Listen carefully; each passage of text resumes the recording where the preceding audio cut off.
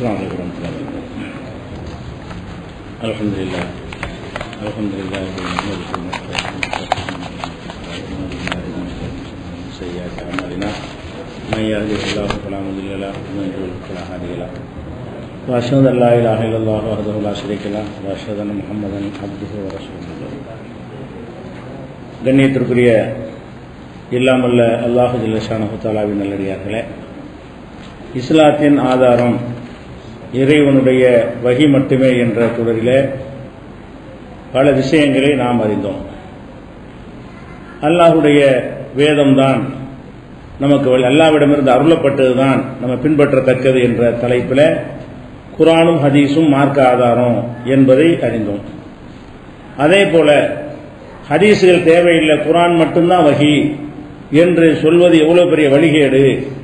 அது மாதிரி சொல்வது இஸ்லாத்தை விட்டு ஒருத்தரை வெளியேற்றிவிடும். ஹதீஸை முற்றாக மறுக்கக்கூடியவர்கள் காபிர்கள் என்பதற்கான சான்றுகளையும் பார்த்தோம். அதே போல இஸ்லாத்தின் ஆதாரமாக நபித்தோழர்கள் சொன்னார்கள், இமாம்கள் சொன்னார்கள், மதுஹபுகளிலே சொல்லப்பட்டிருக்கிறது, தரிகாவுடைய ஷேகுமார்கள் சொன்னார்கள் என்றெல்லாம் பெரியார்கள் சொன்னார்கள், முன்னோர்கள் சொன்னார்கள், பெரும்பான்மையானவர்கள் சொல்கிறார்கள். இது மாதிரியான வாதங்கள் எல்லாமே தப்பு. இதுக்கு இஸ்லாத்தில் எந்த விதமான அனுமதியும் கிடையாது என்பதையும் இந்த தொடரில் நம்ம விளங்கினோம். அதே போல இஸ்லாத்தின் ஆதாரம் குர்ஆனும் ஹதீஸும் என்றால் அதை எப்படி புரிந்து கொள்வது? குர்ஆன் அப்படியே இஸ்லாத்தினுடைய ஆதாரம். ஹதீஸுகளை பொறுத்த வரைக்கும் ஒவ்வொரு நபர்கள் வழியாக அறிவிக்கிற காரணத்தினால், அது நபிகள் நாயகம் ஸல்லல்லாஹு அலைஹி வஸல்லம் காலத்திலே எழுத்து வடிவிலே பாதுகாக்கப்படாத காரணத்தினால், ஒவ்வொரு சஹாபாக்களும் ஓரிரு ஹதீஸுகளை அறிந்து வைத்திருந்த காரணத்தினால் ஹதீஸ் என்ற பெயரால் நிறைய இடைச்செருகல்கள் நுழைந்தன. அதை வடிகட்டுவதற்காக வேண்டிய அறிஞர்கள் இரண்டு விதமான அளவுகளை கையில் எடுத்தார்கள். ஒன்று, குர்ஆனுக்கு ஒத்து இருக்குதா, அதான் ஃபர்ஸ்ட் அளவுகோல். அந்த செய்தி குர்ஆனுக்கு ஏற்ப இருக்கிறதா, குர்ஆனுக்கு விளக்கமாக இருக்கிறதா, குர்ஆனுக்கு மாற்றமாக இருக்கிறதா, இதை முதல்ல பார்ப்பாங்க. குர்ஆனுக்கு ஒத்து இருக்குமையானால் அதுக்கு பிறகு அறிவிப்பாளர்கள், அதை சொல்லக்கூடியவர்கள் எல்லாம் சரியானவர்களா இருக்கிறார்களா என்று பார்த்து அதன் அடிப்படையில் ஒரு ஹதீஸை சரியான ஹதீஸ் என்று தீர்மானிக்கிறார்கள். அதுதான் அறிவுபூர்வமான வழிமுறை. இது அல்லாத ஹதீஸுகள் எத்தனை நூல்களில் இடம்பெற்றிருந்தாலும், எவ்வளவு நம்பகமான வழியாக இடம்பெற்றிருந்தாலும், குர்ஆனுக்கு மாற்றமாக இருந்தால் அது ஹதீஸ் கிடையாது. குர்ஆனுக்கு மாற்றமா ரசூலுல்லாஹ் பேச மாட்டாங்க. இதையெல்லாம் நம்ம என்னஞ்சோம், இந்த 28 நாட்களாக அறிந்தோம்.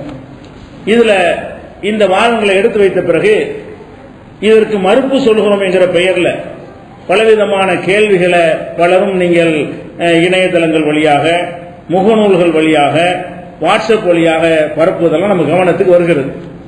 என்ன பரப்புகிறார்கள் என்று சொன்னால், குர்ஆனுக்கு முரண்பட்ட ஹதீஸை ஏற்றுக்கொள்ளக்கூடாது வைக்கிற வாதம் இருக்கு இல்லையா, அந்த வாதங்கள்லாம் தவறு. அது மாதிரியான எந்த வாதத்தையும் வைக்கல. என்ன வாதம் வைக்கிறாங்கன்னு சொன்னா, சில கார்ட்டூன்களை போட்டு ஆடு வைக்கிற மாதிரி, பண்ணி வைக்கிற மாதிரி, இதான் பதில்.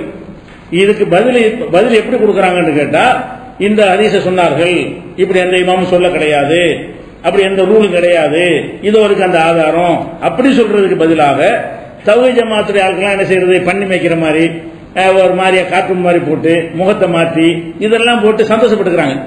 இதன் மூலம் என்ன செய்யறாங்க, நரகத்துக்கு அழைக்கிறார்கள். இது வாதமாயிருமா? நீங்க கார்ட்டூன் போட்டோம்னா உங்க சொல்ல ஹக்காயிருமா? ஆயிராது. உங்களுடைய வாதம் சரின்னு சொன்னா அதுக்குரிய வாதத்தை வைக்கணும், நம்முடைய வாதங்களுக்கு பதில் சொல்லணும். இது வரைக்கும் சொல்லப்படவே இல்லை. இதை நம்ம பார்க்கணும். இப்ப புதுசா பாட்டு வேற வந்திருக்கு. பாடல் போட்டு என்ன செய்யறது, என் பேர்ல ஒரு பாட்டு, அவரை அல்தார் பேர்ல பாட்டு, செய்யறானுக்கு ஒரு பாட்டு, திட்டி அது மாதிரி பாடல்களை போட்டு என்ன செய்யறாங்க, துரோகி ஞானி இந்த மாதிரி போட்டு திட்டி போட்டு அது ஒரு பாடல்களா பரப்பிட்டு இருக்கிறாங்க. இதுல என்ன தெரிய வருது சொன்னா, நம்ம சொன்ன கரெக்டும் தெரிய வருது. இவ்வளவு வாதங்களை சொன்ன பிறகு தவறா இருந்தா எகிரி அடிக்கலாம்ல. 72 கூட்டம் ஒன்னா இருக்கிறீங்கல்ல, நாங்க தனியா நிக்கிறோம், 72 கூட்டம் ஒன்னா சேர்ந்து இருக்கிறீங்க. அடுக்கடுக்கான வாதங்களை ஆதாரங்கள் அள்ளி போட்டு இது இந்த தப்பு, இந்த விஷயம் அப்படி தப்பு சொல்றதுக்கு பதிலாக திட்டுறது, கார்ட்டூன் போடுறது, இது மாதிரியான காட்சியை பார்க்கணும். அது மாதிரி சில நேரங்கள்ல நம்ம பேசுனதுல ஒரு செகண்ட் மட்டும் வெட்டி அதை மட்டும் போட்டு செய்யறது, பார்த்தீர்களா அப்படிங்கிறது. மொத்தமா பார்த்தா அதுக்கு அர்த்தம் வேறையா இருக்கும். உதாரணத்துக்கு சொல்வதாக இருந்தால், நேற்று கூட நான் பேசுனதுல என்ன, நரகத்துக்குன்னு சில ஆட்களை எல்லாம் படைப்பான், படைச்சு அவங்களை சொர்க்கத்தில் போனான்னு சொல்லிவிட்டேன் நேற்று பேசும்போது. அப்ப என்ன அது மட்டும் வெட்டி போது அப்படி இருக்கு? நரகத்திற்கு என்று சில பேரை எல்லாம் படைத்து நரகம் நிறைஞ்சிடும்ல, அதுக்கும் தனியா ஒரு படைப்பை படைத்து அவங்களுக்கு சொர்க்கத்தில் போனான்னு சொல்லிவிட்டான் டங் ஸ்லிப்ல. அப்ப இதை மட்டும் வெற்றி போட்டா எப்படி இருக்கேன் பார்த்தீர்களா? ஹதீஸ்ல இப்படி இருக்கிறது, இவர்கள் எப்படி சொல்லுகிறார்கள்? மொத்தமா சொல்லிட்டு வர்றதை பார்த்தா அந்த அர்த்தத்தில் சொல்லல, இது வாய் தவறி வந்திருக்குன்னு விளங்கும். இந்த மாதிரியான சின்ன சின்ன கிளிப்புகளை வெட்டி போட்டு என்ன செய்யறது, அதை வச்சுட்டு பதில் சொல்ற மாதிரி மொத்த வாதத்தை வை, அது பதில சொல்லு, மொத்தமா என்ன வாதம் வச்சாங்க அதுக்கு என்ன பதில் அப்படி சொல்றது கிடையாது. இந்த மாதிரியான கிளிப்பிங்களை வெட்டி பேசுனதுல வந்திருக்கும்ல அது. அதே மாதிரி இப்ப நம்ம சில அறிஞர்களுடைய கூற்றுகளை எடுத்து காட்டணும். இப்ப யாராவது சொல்லி இருக்கிறாங்களான்னு கேட்டதுக்காக வேண்டி குர்ஆனுக்கு முரண்பட்டா ஏற்றுக்கொள்ள கூடாதுங்கிறது முடிஞ்சு வச்சது, அதுக்கு எந்த ஆதாரம் காட்ட தேவையில்லை. இவர்கள் என்ன சொல்கிறார்கள் என்று கேட்டா இது புதுசு, இதுக்கு முந்தி யாரும் சொல்லாது அப்படின்னு சொன்னதுக்காக வேண்டி அறிஞர்கள் சொன்னதை நம்ம எடுத்து காட்டுறோம். அவங்க சில தவறாகவும் சொல்லியிருப்பாங்க, ஆனால் பேசிக் என்ன, குர்ஆனுக்கு முரண்பட்டால் ஏற்றுக்கொள்ள கூடாதுங்கிறத நிலைநாட்டுவதற்காக சொல்லியிருப்பாங்க இல்லையா? அது பலவீனமான ஹதீஸ் கூட எடுத்து காட்டியிருப்பாங்க. அதை எடுத்துக்காட்டி பலவீனமான ஹதீஸ் அப்படிம்பாங்க. பலவீனமான ஹதீஸ்ங்கிற நாங்க வாதம் வைக்கிறது இருந்தா தான் சொல்லணும். ஒரு அறிஞர் அதை வைத்து குர்ஆனை மட்டும்தான் பின்பற்றினாங்க, குர்ஆனுக்கு முரணாக இருந்தால் ஏற்றுக்கொள்ள கூடாதுன்னு சொல்லி இருக்கிறாரு அப்படின்னு நம்ம மேற்கோளாக 2 நாளா எடுத்து காட்டணும்ல அறிஞருடைய சொல்லு. அதில் அவர்கள் சில பிழை விட்டிருப்பார்கள். அவர்கள் பிழை விட்டதை நம்ம விட்ட மாதிரி என்ன செய்வாங்க, எடுத்துக்காட்டி இப்படி எல்லாம் இதுதான் விமர்சனங்கள் செய்யப்படுதே தவிர உருப்படியாக ஒரு ஆதாரம் என்ன செய்யல கிடையாது என்பதை நீங்க முதல்ல வச்சுக்கணும். அடுத்ததாக சில விஷயங்கள் மட்டும், சில கேள்விகள் அறிவுபூர்வமா சில கேள்விகளை கிளப்புறாங்க, அதுக்கு மட்டும் பதில் சொல்லுவோம். என்ன சொல்றாங்கன்னு கேட்டா, அதாவது நேற்று இந்த அவதூறு சொன்னாங்க இல்லையா, அவதூறு சொன்னவர்களுடைய ஹதீஸை ஏற்றுக்கொள்ளக்கூடாது குர்ஆன்ல இருக்குது அப்படின்னு சொன்னோம். அதுல மட்டும் ஒரு கேள்வி கொஞ்சம் அறிவுபூர்வமா கேட்டிருக்கிறாங்க. அந்த வசனத்தில் எப்படி வருதுன்னு கேட்டா, வல்லதீன யர்மூனல் முஹ்சனாத்தி, ஒழுக்கமுள்ள பெண்கள் மீது யார் பழி சுமத்துகிறார்களோ, சும்மலம் யதூபி அர்பாத்தி சுஹதா, பிறகு 4 சாட்சிகளை கொண்டு வராமல் இருக்கிறார்களோ, ஃபஜ்லிதுஹும் சமானீன ஜல்தா, அவங்களை 80 கசேடி அடியுங்கள், வலா தக்பலுலஹும் ஷஹாதத்தன் அபதா, அவங்களுடைய ஒருபோது அவங்களுடைய சாட்சியத்தை ஏற்றுக்கொள்ளாதீர்கள் அப்படின்னு வசனம் சொன்னோம்ல. அடுத்த வசனத்தில் என்ன வருதுன்னு கேட்டா, உலாயிகமுல் ஃபாசிகூன், அவர்கள் பாவிகள், இல்லல்லதீன தாபூ மின் பாதி தாலிக, இதற்கு பிறகு தௌபா செய்து வஸலஹு திருந்தி கொண்டார்களே அவர்களை தவிர அப்படின்னு வருது. அப்ப அவதூறு சொன்னவர்களுடைய சாட்சியத்தை ஏற்றுக்கொள்ள கூடாது, ஆனால் யாரை தவிர, திருந்தி கொண்டவர்களை தவிரன்னு வருதுல. அப்ப அந்த கசேடி வாங்கி அவங்க தௌபா செஞ்சு திருந்தி இருந்தார்களே, ஆனால் அவங்கள எப்படி சாட்சியத்தை ஏற்றுக்கிறாம இருக்கிறது, பின்னாடி உள்ளது நீங்க மறைச்சிட்டீங்க. இல்ல தாபுன்னு அல்ல என்ன செய்யறான், விதிவிலக்கா சொல்றான், இவர்களை 80 கசேடி அடிங்க, சாட்சியத்தை ஏத்துக்கிறாதீங்க, இவங்க பாவிகள், இவர் யாரை தவிர, தௌபா செஞ்சவங்களை தவிரன்னு வருது. அப்ப தௌபா செஞ்சு இருந்தா அவங்க சாட்சியத்தை ஏத்துக்கலாம்ல. சஹாபாக்கள் அவதூறு சொல்லி அவங்க தௌபாவும் செஞ்சிருந்தார்களே, ஆனால் அவங்க சாட்சியத்தை ஏற்றுக்கொள்ளலாம் தான் இந்த வசனத்தில் இருக்கிறது அப்படின்னு ஒரு வாதம் வைப்பாங்க. அந்த வாதம் சரியில்லை. ஏன் சரியில்லைன்னு சொல்றோம்னா, இப்ப அதுல 3 விஷயம் இருக்கு. என்ன இருக்குன்னு கேட்டா, 80 கசேடி அடிக்கணும் 1, 2வது சாட்சியத்தை ஏற்றுக்க கூடாது 2, அவர்கள் பாவிகள் 3 விஷயம் இருக்கு. அப்புறம் தான் தவிரன்னு வருது. இந்த தவிரங்கிறது எப்ப வருதுன்னு கேட்டா, 3 செய்தியை சொல்லிவிட்டு அல்ல தவிரன்னு சொல்றான். 80 கசேடி அடிங்கன்னு சொல்றான்ல, அதுல இருந்து தவிரண்டு ஆக முடியுமா? 80 கசேடி அடிங்கள் திரும்பி கொண்டவர்களை தவிர. அப்ப எல்லாரும் அடிக்கும்போது திரும்பிட்டான், அவதூறு சொல்லுவான், அடிக்க போக நிச்சயமா திருந்துட்டானே, அப்ப எவனையுமே அடிக்க முடியாது. அப்ப அதுல இருந்து விதிகளை கொடுக்க முடியாது. அதே மாதிரி தான் சாட்சியத்தை ஏற்றுக்கொள்ளாதீர்கள் இருக்குல்ல, அதுலயும் கொடுக்க முடியாது. ஏன்னு கேட்டா, அபதன் ஒருபோதும், அந்த வாசனை எப்படி வருது, வலா தக்பலு லஹும் ஷஹாதத்தன் அபதா, ஒருபோதும் அவங்களுடைய சாட்சியத்தை ஏற்றுக்கொள்ளாதீர்கள் சொன்னாலே அதுல விதிவிலக்கே கிடையாதுன்னு ஆயிடுச்சு. உலாயிகஹுமுல் ஃபாசிகூன், அவங்க பாவிகளாக இருக்கிறார்கள் சொன்னா பாருங்க, அதுக்கு தான் விதிவிலக்கு. பாவிகளாக இருக்கிறார்கள், இல்லல்லதீன தாபு, திருந்தி கொண்டவர்களை, மறுமையில திருந்திக்கிட்டீங்கன்னு சொன்னா உலகத்துல உள்ளது அடிச்சு போடுவாங்க. ஒரு விபச்சாரம் பண்ணாங்க, கைமை மாட்டிட்டாங்க, திருந்திட்டான்னு சொன்னா தண்டிக்க முடிவாங்களா? தண்டிச்சிருவோம். அல்லாட்ட என்ன செய்வாங்க, அவங்க குற்றமற்றவர்களா இருப்பாங்க. திருந்திட்டேன்னு சொன்னா, ஆகா பெரிய பிழை விட்டுட்டமே, நம்ம தவறு செஞ்சிட்டமேன்னு வருந்தி அல்லாட்ட அழுது கேட்டான்னு சொன்னா, அவன் அல்லாவிடத்தில் பாவி இல்லை, மனிதர்களுக்கு அல்லாஹ் வழங்கிய சட்டப்படி குற்றவாளி. மனிதர்கள் அந்த சட்டப்படி என்ன செய்யணும், தண்டனை கொடுத்து ஆக வேண்டும். அப்ப முதல் 2 விஷயமும் நமக்கு சொன்ன கட்டளை, உலகத்தில் கடைபிடிக்க வேண்டிய சட்டம் எது? 80 கசேடி அடிக்கிறது நம்ம எல்லாம் அடிக்க மாட்டான், 80 கசேடிங்கிறது நம்ம செய்ய வேண்டிய சட்டம். அதே மாதிரி சாட்சியத்தை ஏற்றுக்கொள்ளாதீர்கள் என்பது நம்ம செய்ய வேண்டிய விஷயம். அதுக்கு தௌபா கிடையாது. தௌபா செஞ்சா நமக்கு எப்படி தெரியும்? முதல்ல தௌபாங்கிறது உள்ள சம்பந்தப்பட்டது. மனப்பூர்வமா அவன் மன்னிப்பு கேட்டானா இல்லையாங்கிற அல்லாஹ் ஒருத்தருக்கு தான் தெரியும். நம்ம பக்கம் அல்லாஹ் தள்ளி விட மாட்டாங்க. அதுல 3 விஷயம் சொல்லிட்டு அவர்கள் பாவிகள் முடிக்கிறான்ல, பாவிகள் திருந்தியவர்களை தவிர. இதெல்லாம் செஞ்சு அடிலாம் வாங்கி திருந்தி இருந்தார்களே ஆனால் நம்ம உலகத்தில் அவனை புறக்கணிச்சு இருந்தாலும் மறுமையில் அவன் பாவியாக மாட்டான். எந்த பாவத்துக்கு உள்ள ரூல தான். எந்த பாவத்தை செஞ்சாலும் திருந்தி விட்டான் என்று சொன்னால், கொலையை செஞ்சுதான் கொலைக்கு கொலை பண்ணிட்டாங்க, அது உலகத்தில் தண்டனை பண்ணியாச்சு. ஆனா மருந்தி திருந்தி தெரியாம செஞ்சிட்டமே கவலைப்பட்டு அல்லாட்ட மன்னிப்பு கேட்டுதான் வைங்க, மறுமையில் அவன் கொலைகாரன் நிக்க மாட்டான். உலகத்தில் தண்டனை கொடுத்தாச்சு, அவனு மன்னிப்பு கேட்டுட்டான், அவனுக்கு அல்லாஹ் குற்றவாளி ஆக்க மாட்டான். அப்ப இதுல 3 விஷயத்தை அல்லாஹ் சொல்லிவிட்டு திருந்தியவர்களை தவிரங்கிறான். இந்த திருந்தியவர்களை தவிர என்பது 80 கசையடிக்கும் பொருந்தாது, எவனை அடிக்க முடியாது. சாட்சியத்தை ஏற்றுக்கொள்ளாதீர்கள் ஒருபோதும், அதை தவிர சேர்க்க முடியாது. எதுக்கு சேர்க்கணும்? உலாயிக்கஹுமுல் ஃபாசிகூன் இல்லல்லதீன, அதை ஒட்டி தான் வருது. உலாயிக்கஹுமுல் ஃபாசிகூன், இவர்கள் பாவிகளாக இருக்கிறார்கள். இல்லல்லதீன தாபு, திருந்தியவர்களை தவிர. திருந்தியவர்கள் பாவி இல்லைன்னு தான் சொல்லப்பட்டிருக்கே தவிர திருந்தியவர்களை அடிக்க வேணாம்னு சொல்லப்படல. திருந்தியவர்களை சாட்சியத்தை ஏத்துக்கிறங்க அப்படின்னு சொல்லப்படவே இல்லை. அதை கவனிக்காம மேலோட்டமா பார்த்து கொண்டு இந்த வசனம் சொல்லாத ஒரு கருத்தை சொன்னதாக ஒரு விமர்சனத்தை வைக்கிறாங்க. தவறு என்பதை முழு வசனத்தையும் படித்தால் நீ விலகிக் கொள்ளலாம். அடுத்து என்ன செய்யறாங்கன்னு கேட்டா, தௌஹீத் ஜமாஅத் உள்ளவர்கள் அவங்க அறிவுக்கு ஒத்துக்கிட்டா ஏத்துக்கிறாங்க, அறிவுக்கு ஒத்துக்கலன்னா மறுக்கிறாங்க. அடிப்படை என்னன்னு கேட்டா, அவங்க ஒரு நாத்திகர்கள் மாதிரி இருக்கிறாங்க. பகுத்தறிவுக்கு ஒத்த விஷயங்களை மட்டும்தான் ஒப்புக்கொள்றாங்க. இந்த ஹதீஸை மறுக்கிறதுக்கு காரணம் குர்ஆனுக்கு மாற்றமா இருக்கிறது கிடையாது. எதனால மறுக்கிறோமா? நம்ம அறிவுக்கு ஏற்றுக்கொள்ளல, அதனால மறுக்கிறாங்க அப்படிங்கிற ஒரு வாதத்தை வைத்து மக்கள் என்ன செய்யறாங்கன்னா, இவங்க அறிவுக்கு முக்கியத்துவம் கொடுக்கிறவங்க, குர்ஆன் ஹதீஸ்லாம் இவங்களுக்கு கிடையாது என்ற ஒரு வாதத்தை வைக்கிறாங்க. நம்ம அறிவுபூர்வமான வாதங்கள் வைக்கிறோம். அதுக்காக வேண்டி சில விஷயங்களை மறுக்கும் போது அறிவுபூர்வமான வாதங்களை வைக்கிற காரணத்தினால நம்ம அறிவுக்கு ஏத்துக்கல என்பதற்காகத்தான் மறுக்கிறோம்னு சொல்றாங்க.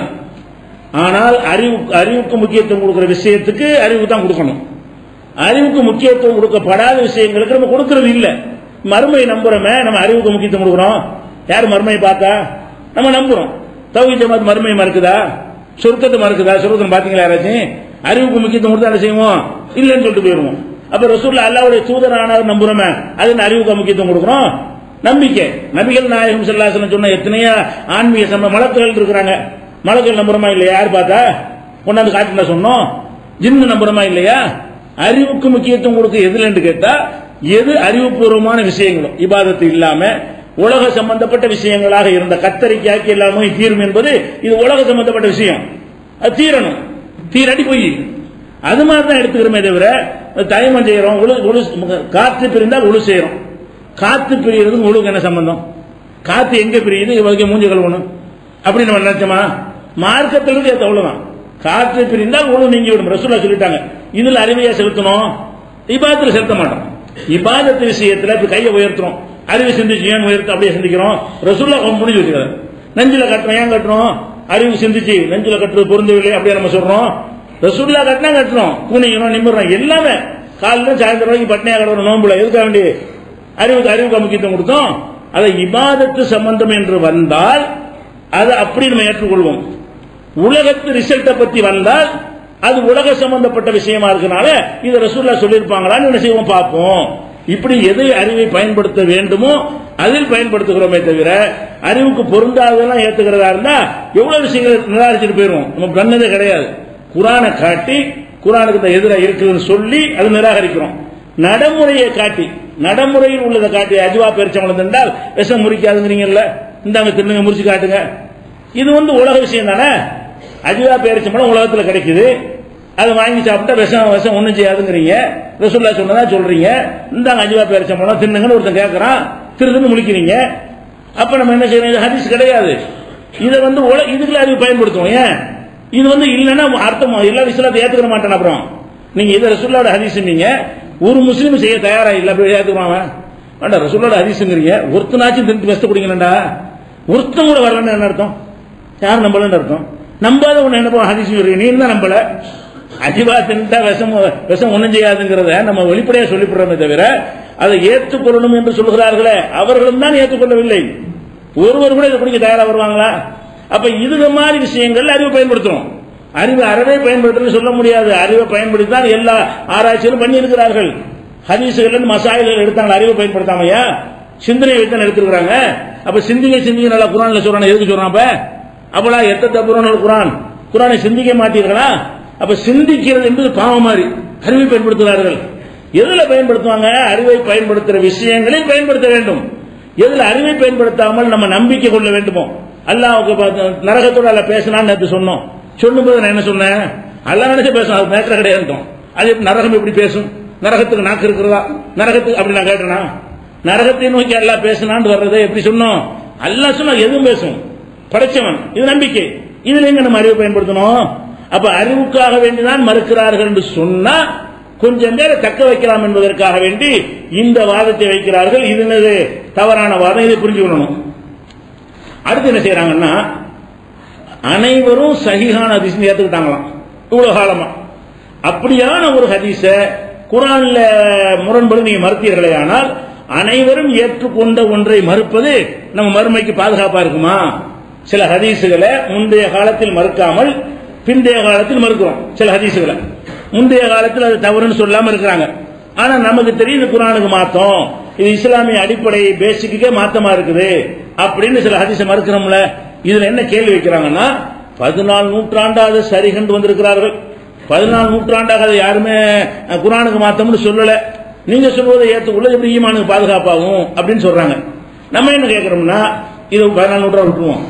எத்தனை ஹதீசுகளை குர்ஆனுக்கு மாற்றம் 700 ஒருத்தர் சொன்னார்ல, இப்னுல் கய்யிம் சொன்னார்ல, 700 தான் ஹிஜ்ரி 700 உள்ளதானே. அவர் சொல்லும் போது அவருக்கு வந்து யாரும் சொல்லல. இப்ப நாங்க சொல்லும் போது யாரும் சொல்லலங்கிறீங்க. 700 இப்னுல் கய்யிம் இது குர்ஆனுக்கு மாத்தம்னு சொன்னாரு, அதுக்கு உத்தரம் சொல்லலையே. அப்ப அதை கேள்வி கேட்டா என்ன செய்வீங்க?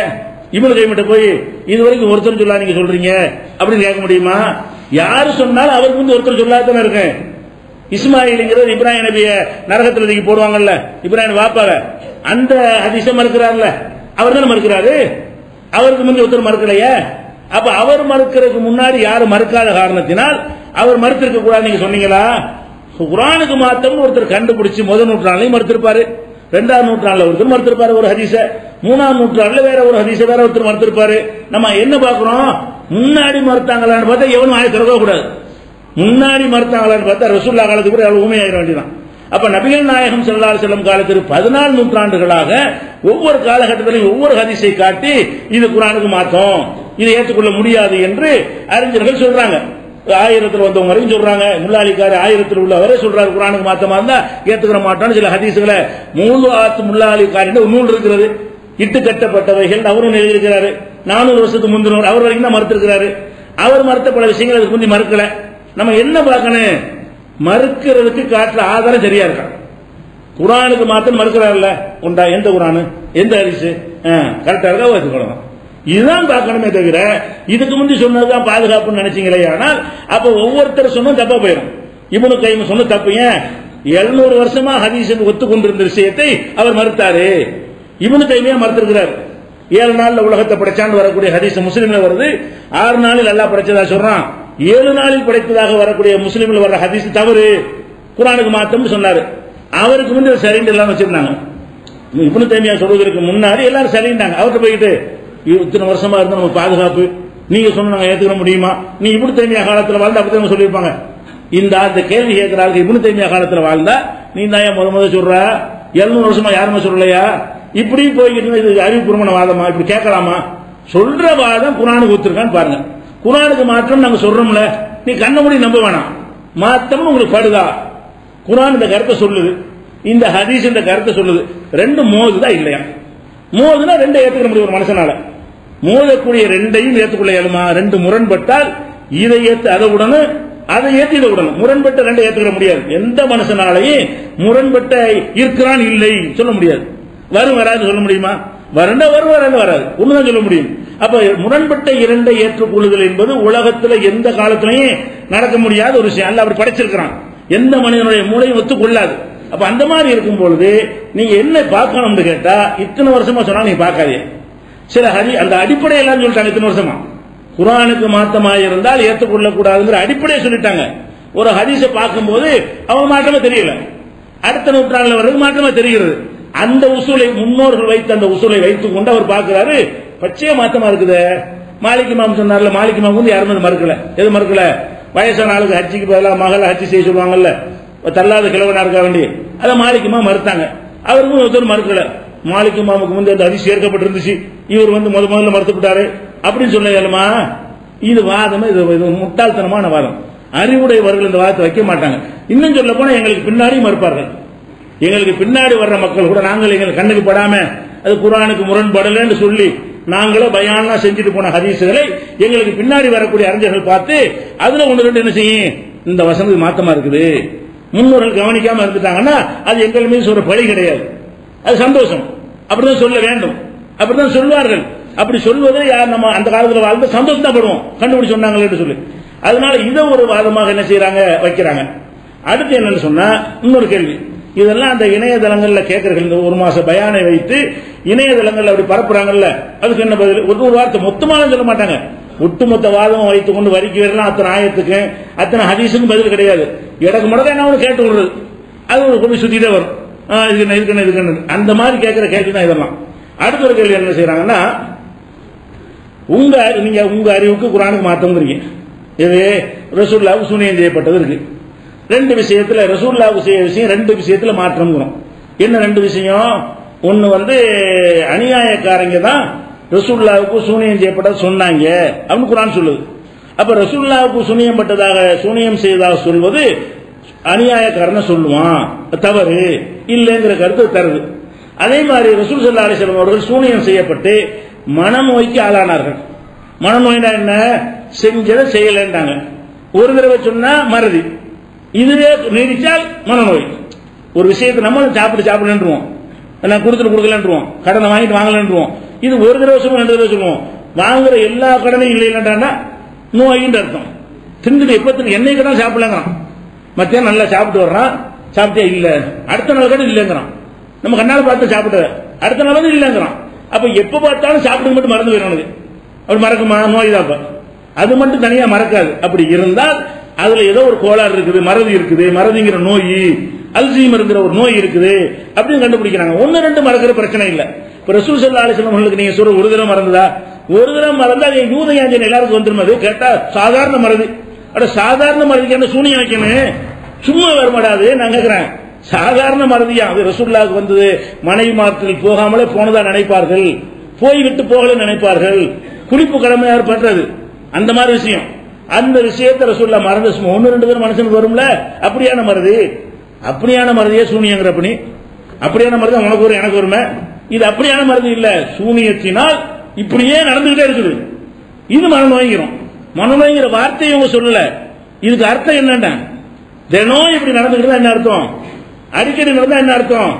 மனநோயின் அர்த்தம். இப்ப நபிகள் நாயகம் ஸல்லல்லாஹு அலைஹி வஸல்லம் சூனியம் வைக்கப்பட்டு செஞ்சதாக சொன்னார்கள். இதுதான் ஹதீஸ்ல உள்ள வாசகம். அப்ப இது வந்து ஒரு தடவை நடந்தது இல்ல, காண இருந்து கொண்டே இருந்தது, மக்கத்தை நீடித்தார்கள் என்ற வாசகம் எல்லாம் புகாரில வரக்கூடிய அந்த ஹதீஸில் வருகிறது. அப்ப மனநோயின் வரும்போது குர்ஆன் சொல்லுகிறது ரசூலுல்லாஹ்வுக்கு மனநோய் கிடையாது. மின் ஜின்னா மா பி சாஹிபிக்கும் மின் ஜின்னா, உங்களுடைய தோழராகிய முகமதுக்கு எந்த விதமான மனநோயும் இல்லை. குர்ஆன் சொல்லுது எந்த வகையான மனநோய், ஜின்னத்துல மனநோய், மின்னு போட்டோம்னா எந்த வகையான அர்த்தம் வந்துடும். மின் ஜின்னத்தின், எந்த வகையான மனநோயும் இல்லை. முத்தி போன பைத்தியம் மட்டும் இல்ல, சாதாரண மனநோய் கூட அவருக்கு இல்லை அப்படின்னு நல்லா சொல்லி காட்டுறோம். அப்ப இதெல்லாம் சொல்லி பார்க்கும்போது இப்படி மாற்றம் சொல்றோம்ல. இதுக்கு கேட்கிறாங்க, உங்க அறிவுக்கு தப்புன்னு தெரியுது, எங்க அறிவுக்கு முரணா தெரியல என்ன அப்படின்னு கேட்கிறாங்க. என்ன பதில்? இதுக்கு என்ன பதில் கேட்டா, முரணா இல்லைன்னு வாதம் பண்ண முடியல, இந்த வகையில முரண் இல்லைன்னு எடுத்து வைக்கணும். உங்கள் அறிவுக்கு அது முரணா தெரிந்தால் எங்களுக்கும் தெரிய வேண்டுமா? சரி, முரண் எப்படி இல்லைன்னு வழக்கு என்னை வச்சு கொண்டு போ, இது பதிலாகாது. அப்ப இந்த வாதம் உங்கள் அறிவு சரியா இருக்கும் என்ன உத்தரவாதம்? ஒரு உத்தரவாதம் இல்ல. ஆர்குமெண்ட் பண்ண தெரிஞ்சு போயிடும், அவ்வளவுதான். எங்க நாங்கள் செஞ்சபடி இருக்குதா, நீங்க சொன்னபடி பேசி உட்கார்ந்து பேசுவோம். மூணு நான் சொல்றேன், மூணுக்கு பதில சொல்லு, பதில் புறம் உலகளா இருக்கிறது. இது மாதிரி ஒரு கேள்வி வைக்கிறாங்க. அப்படி இப்படி கேட்டோம்னு சொன்னா, இது வைக்கிற ஆளுக்கு யாருன்னு கேட்டா, இந்த ஹதீஸ் காப்பாளர்னு சொல்றாங்க இல்ல, குர்ஆன் மறுப்பாளர்கள் சில இவங்க தான் சொல்றாங்க. அவங்க நம்ம கேட்கிறோம், இதே கேள்வியை மதுஹபுக்காரங்க நீ என்ன சொல்ல? மதுஹபுக்காரன் என்ன சொல்றான்? உங்களுக்கு மதுஹப் தப்புன்னு தெரியுது, எங்களுக்கு மதுஹப் சரின்னு தெரியுது, உங்களுக்கு தப்புன்னு தெரியுது, எங்களுக்கு தெரியணுமா? தர்கா வணங்குறவங்க கேட்கறான், தர்கா வணங்குற உனக்கு தப்புன்னு தெரியுது, உனக்கு தப்புன்னு தெரியுது, எனக்கு தெரியணுமா? அப்படி ஒரு கபூர் வணிக என்ன சொல்லுவ நீ? இந்த கேள்வி எல்லாரும் கேட்கலாம்ல, ஒவ்வொருத்தரும் கேட்கலாம்லங்க. இப்ப அறிவுள்ளவங்க கேட்கலாமா? என்ன விஷயம் வச்சு பார்த்து அலசி பார்த்து நமக்கு அறிவுக்கு சரிப்பட்ட ஏத்துட்டு போகணுமே தவிர நீ சொன்னா சரியா இருக்க என்ன உத்தரவாதம்னா அதே இதுல எல்லாம் கேட்டுவானே. நீங்கள் எத்தனை கொள்கை எதிர்க்கிறீங்க, தர்கா எதிர்க்கிறீங்களா இல்லையா? யார் இந்த சலப்புங்கிறவங்க அவங்க தர்காக்காரன் கேட்கலாமா இல்லையா? உனக்கு தப்புன்னு தெரிஞ்சா எங்களுக்கு ரைட்டா தெரியுது, என்ன செய்ய சொல்ற? நீ முடிவு பண்ண மாதிரி தான் நானும் முடிவு பண்ணமான்னு கேட்டா என்ன செய்வீங்க? ஆதாரத்தை வச்சு பேசு, நிரூபிச்சு காட்டு கேட்கறீங்களா? அதுதான் நாங்களும் கேட்கிறோம். அப்ப இதெல்லாம் வாதம் கிடையாது, இதெல்லாம் ஒரு பதில் மாதிரி சொல்றாங்க. இதெல்லாம் நிக்கவே நிக்காது. அதனால நமக்கு நம்ம சொல்ல தவறாவும் இருக்கலாம், சரியாவும் இருக்கலாம். பிரச்சனை என்னன்னு கேட்டா சரி தவறு நிரூபிக்கணும், பதில் இல்லைன்னு ஒத்துக்கணும். மனம் முரண்ட தவறுகள் இருக்கக்கூடாது. நாங்க இந்த முரணா இருக்குங்கிறோம்ல, ரசூலுல்லாஹ்வுக்கு மனநோய் தான் நீங்க சொல்றீங்க, ரசூலுல்லாஹ்வுக்கு மனநோய் இல்லைன்னு குர்ஆன் சொல்லுதா இல்லையா? முரணா இருக்கான்னு நம்ம கேட்கிறோம். இதுக்கு என்ன பதில் சொல்லணும்? இது சாதாரண மறதி, இதுதான் பதிலா? சாதாரண மறதியா நடந்துச்சு, எப்போ நடந்துச்சா? இது பதில் வீக்கா இருக்கு, பதில் பலவீனமா இருக்கு. அப்ப திருப்பி கேட்டா அதுக்கு ஆன்சர் வரல. அப்ப என்ன விளங்கிறேன்? இப்ப நம்மள்ட்ட பதில் இல்ல, எதுக்கு நம்ம இடத்தில் பதில் இல்லையோ அது தவறுன்னு முடிவு பண்ணினால் குழப்பம் வராது. நம்மள்ட்ட பதில் இல்லாட்டாலும் நீங்க சொன்னா நான் எப்படி ஏத்துக்கிறதுனா ஏத்தாவனு, வாதம் கரெக்டா இருந்தா ஏத்துக்கிறதா செய்யணும், லாஜிக்கா இருந்தா ஏத்துக்கிறதா வேணும், பதில் இல்லாட்டி ஏத்துக்கிறதா வேணும். அப்ப பதில் இல்லாத நிலையில் உட்கார்ந்து இருக்கிறவர்கள் பதில சொல்லிட்டு இதை பேசணுமே தவிர நீங்கள் சொல்வதுதான் சரியாக இருக்கும் என்பதற்கு என்ன உத்தரவாதம்? ஒரு உத்தரவாதம் இருக்கு. என்ன உத்தரவாதம்னா நாங்க சொல்றது சரின்னு கூப்பிடுறவனை பேசுற நீ மாட்டேங்கிறதா உத்தரவாதம். நாங்க சொல்றோம் சரி நிரூபிக்கிற வாண்டு கூப்பிட்டோம்னா தலை தெரிக்க ஓடுற, அப்ப உத்தரவாதம் ஆச்சு. இப்ப நீங்க சொல்ல சரியா என்ன செய்யணும்? நீங்க நாங்க வழி காட்டுறோம், நாங்க சொல்லி உன்னைய புரிய வைக்கிறோம் அப்படின்னு சொல்லி வர வேண்டியது ஒருத்தர் வர மாட்டேங்கிறான். இந்த டாபிக் வரவே மாட்டேங்கிறான். மற்ற டாபிக் வந்தாலும் அசிங்கமான ஹதீஸ் அள்ளி போட்டுவாங்க, நம்ம கதிகளுக்கு நிக்கணும்னு சொல்லிட்டு குர்ஆனுக்கு முரண்பட ஹதீஸ் தலைப்புல கூப்பிட்டா மட்டும் விவாதத்துக்கு சில வரக்கூடிய இருக்கிறானே அவங்க கூட இந்த தலைப்பு மாட்டேங்கிறான். அப்ப அவ்வளவு அசிங்கமானதெல்லாம் ஹதீஸ் எழுதி வைத்திருக்க போய் தானே நீங்க இருக்கிறீங்க. அப்ப இதெல்லாம் ஒரு பதிலாகுமா? இது ஒண்ணு இருக்குது. அடுத்து என்ன கேட்கிறாங்கன்னா,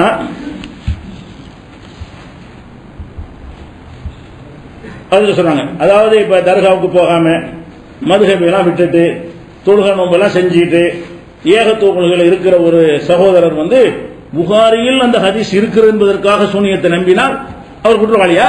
என்ன செய்றாங்க? நாங்க தர்காவுக்கு போறது இல்ல, நாங்க சிறு மதுஹபும் கிடையாது, மற்ற வணக்கத்தை கரெக்டா செஞ்சுட்டு இருக்கிறோம், நாங்க சூனியம் இருக்கு நாங்களே இட்டுக்கிட்டு சொல்றோம், புகாரியில பதிவா இருக்கிறது, அதை வைத்து நாங்கள் ஒரு கருத்தை சொல்லுகிறோம், அப்ப நாங்க குற்றவாளியா அப்படின்னு கேட்கிறாங்க. குற்றவாளி தான். ஏன் குற்றவாளிங்கிறோம்?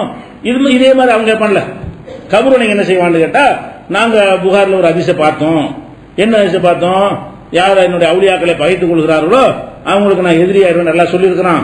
அவர் பிடிக்கிற கையா நான் ஆயிருவேன் இருக்கிறான், அவர் நடக்கிற காலாக நான் ஆயிருவேன், அவுலியாவுடைய காலாக யார் ஆயிரானா அல்ல அப்படி இருக்கு ஹதீஸ் இருக்குது.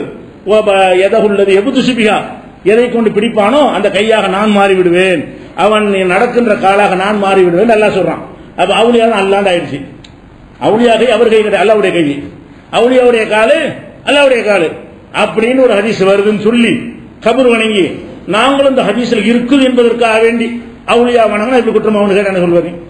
ஹதீஸ் புகாரில் இருக்குங்கிறதுக்காக நீ செய்யலாங்கிறிய, அவனும் புகாரில் இருக்குன்னு ஒரு ஹதீஸை காட்டி நான் பிடிக்கிற கையாயிரம் நடக்கிற காலாயிரம் சொன்னா அவன் ஹதீஸில் இருக்கு நம்புறானே, அவன் சிறுக்குன்னு சொல்லிடுவியா? அப்ப அவன் சொல்ற விளக்கம் தவறுன்னு சொல்லி விலைக்கு சிறுக்குன்னு நிரூபிக்கணுமா? அதை விட்டு அவன் ஒரு அதிசயத்தை சொல்கிறான், இவன் ஒரு அதிசயம் சொல்லுகிறான், எவனையும் பேச முடியாத. இப்ப எல்லாம் 72 சரியா போயிருமாண்டா, ஒவ்வொருத்தரும் வழிகட்டவன்லாம் ஏதாவது ஹதீஸ் இல்லாம செய்யறாங்க. ஹதீஸை எடுத்துக்கிறோம், ஒன்னு தவறான ஹதீஸா இருக்கும், அல்ல ஹதீஸுக்கு தவறான விளக்கம் கொடுப்பான். ஒரு ஆயத்தை எடுத்துக்கிறோம், நீ எரியும் போது நீ எரியவில்லை நான் தான் எரிஞ்சேங்கிறான். அல்ல அந்த உஹது போர்ல என்ன செய்யறான், அந்த கல்லை விட்டு எறிவாங்கல்ல, ஏறும்போது எதிரிகளுடைய கண்ணில அந்த மண்ணு படும். அப்ப அதுல என்ன செய்யறான்னு கேட்டா, ஒமா ரமைத்த இது ரமைத்த லாக்கின் அல்லாஹரமா, நீ எரியும் போது நீ எரியவில்லை அல்லாஹ் நான் தான் எரிஞ்சேங்கிறான். இப்ப ரசூலுல்லாஹ் எரிஞ்சத மண்ணல்லி எரிஞ்சத நான் எரிஞ்சேங்கிறான். இதை வச்சுக்கிட்டு யாரு இந்த தரிகா காரணம் என்ன செய்யறாங்க? அல்லாஹ் தான் ரசூல், ரசூல் தான் அல்லாஹ். ஏன் ரசூலுல்லாஹ் மண்ணை எரிஞ்சதை நான் எரிஞ்சேன் என்று அல்லாஹ் சொல்றான், அவன் குர்ஆனை வச்சுதான் சொல்றான். அப்ப உன் வாதப்படி நாங்கள் புகாரில் இருக்குன்றதானே நாங்க நம்பினோம், அதே மாதிரி அவன் என்ன செய்வான், குர்ஆனில் இருக்குன்றதானே நாங்கள் அல்லாஹ்வும் ரசூல் ஒண்ணுன்னு சொன்னோம் அப்படின்னு சொன்னா அவன் பதில் என்ன? உனக்கு ஆய்வு பண்றான்னு சொல்லுவீல, அந்த அர்த்தம் இல்ல. இந்த வசனத்தெல்லாம் பாருங்க இல்ல, ஒட்டுமொத்த குர்ஆனுடைய சாராம்சத்தை பாருங்க, அப்ப மட்டும் பேசுவீங்கல்ல, அந்த பேச்சை இதுக்கும் பேசுங்க, சரியா பெரும் பதில். அப்ப புகாரில் இருக்குங்கிறதுக்காக வேண்டி குர்ஆனுக்கு மாத்த மருந்து ஏத்துக்கிறீங்களா? அப்ப திருப்பி நல்லா ஒன்றை கட்டணும் வைங்களேன், குர்ஆன்ல நான் சொல்லி இருக்கிறேன், அதுக்கு மாத்தமா நீ ஏன் புகாரில் உள்ள எடுத்து நல்லா கட்டணும் செய்வீங்க? குர்ஆன் கன்ஃபார்ம் ஆனது, புகாரிங்கிற சந்தேகத்துக்குரியது. அதோட ஒப்பிட்டு பார்த்தா குர்ஆனுக்கு மாத்தமா இருக்கனால சந்தேகம் கூடி போயிடுச்சு. இப்ப நம்ம எதை எடுத்துக்கிறோமே? அப்ப இதெல்லாம் ஒரு வாதம் பரப்பிட்டு இருக்காங்க. அப்ப நமக்கு என்ன பாதுகாப்பு? அது மாதிரி இருக்கு. அது மாதிரி அஜிவா அந்த கரிஞ்சீரகத்துக்கு எல்லா மூத்தை தவிர எல்லா நோய்க்கும் கரிஞ்சீரகத்தில் மருந்து இருக்குன்னு அதிசயம் இருக்குது.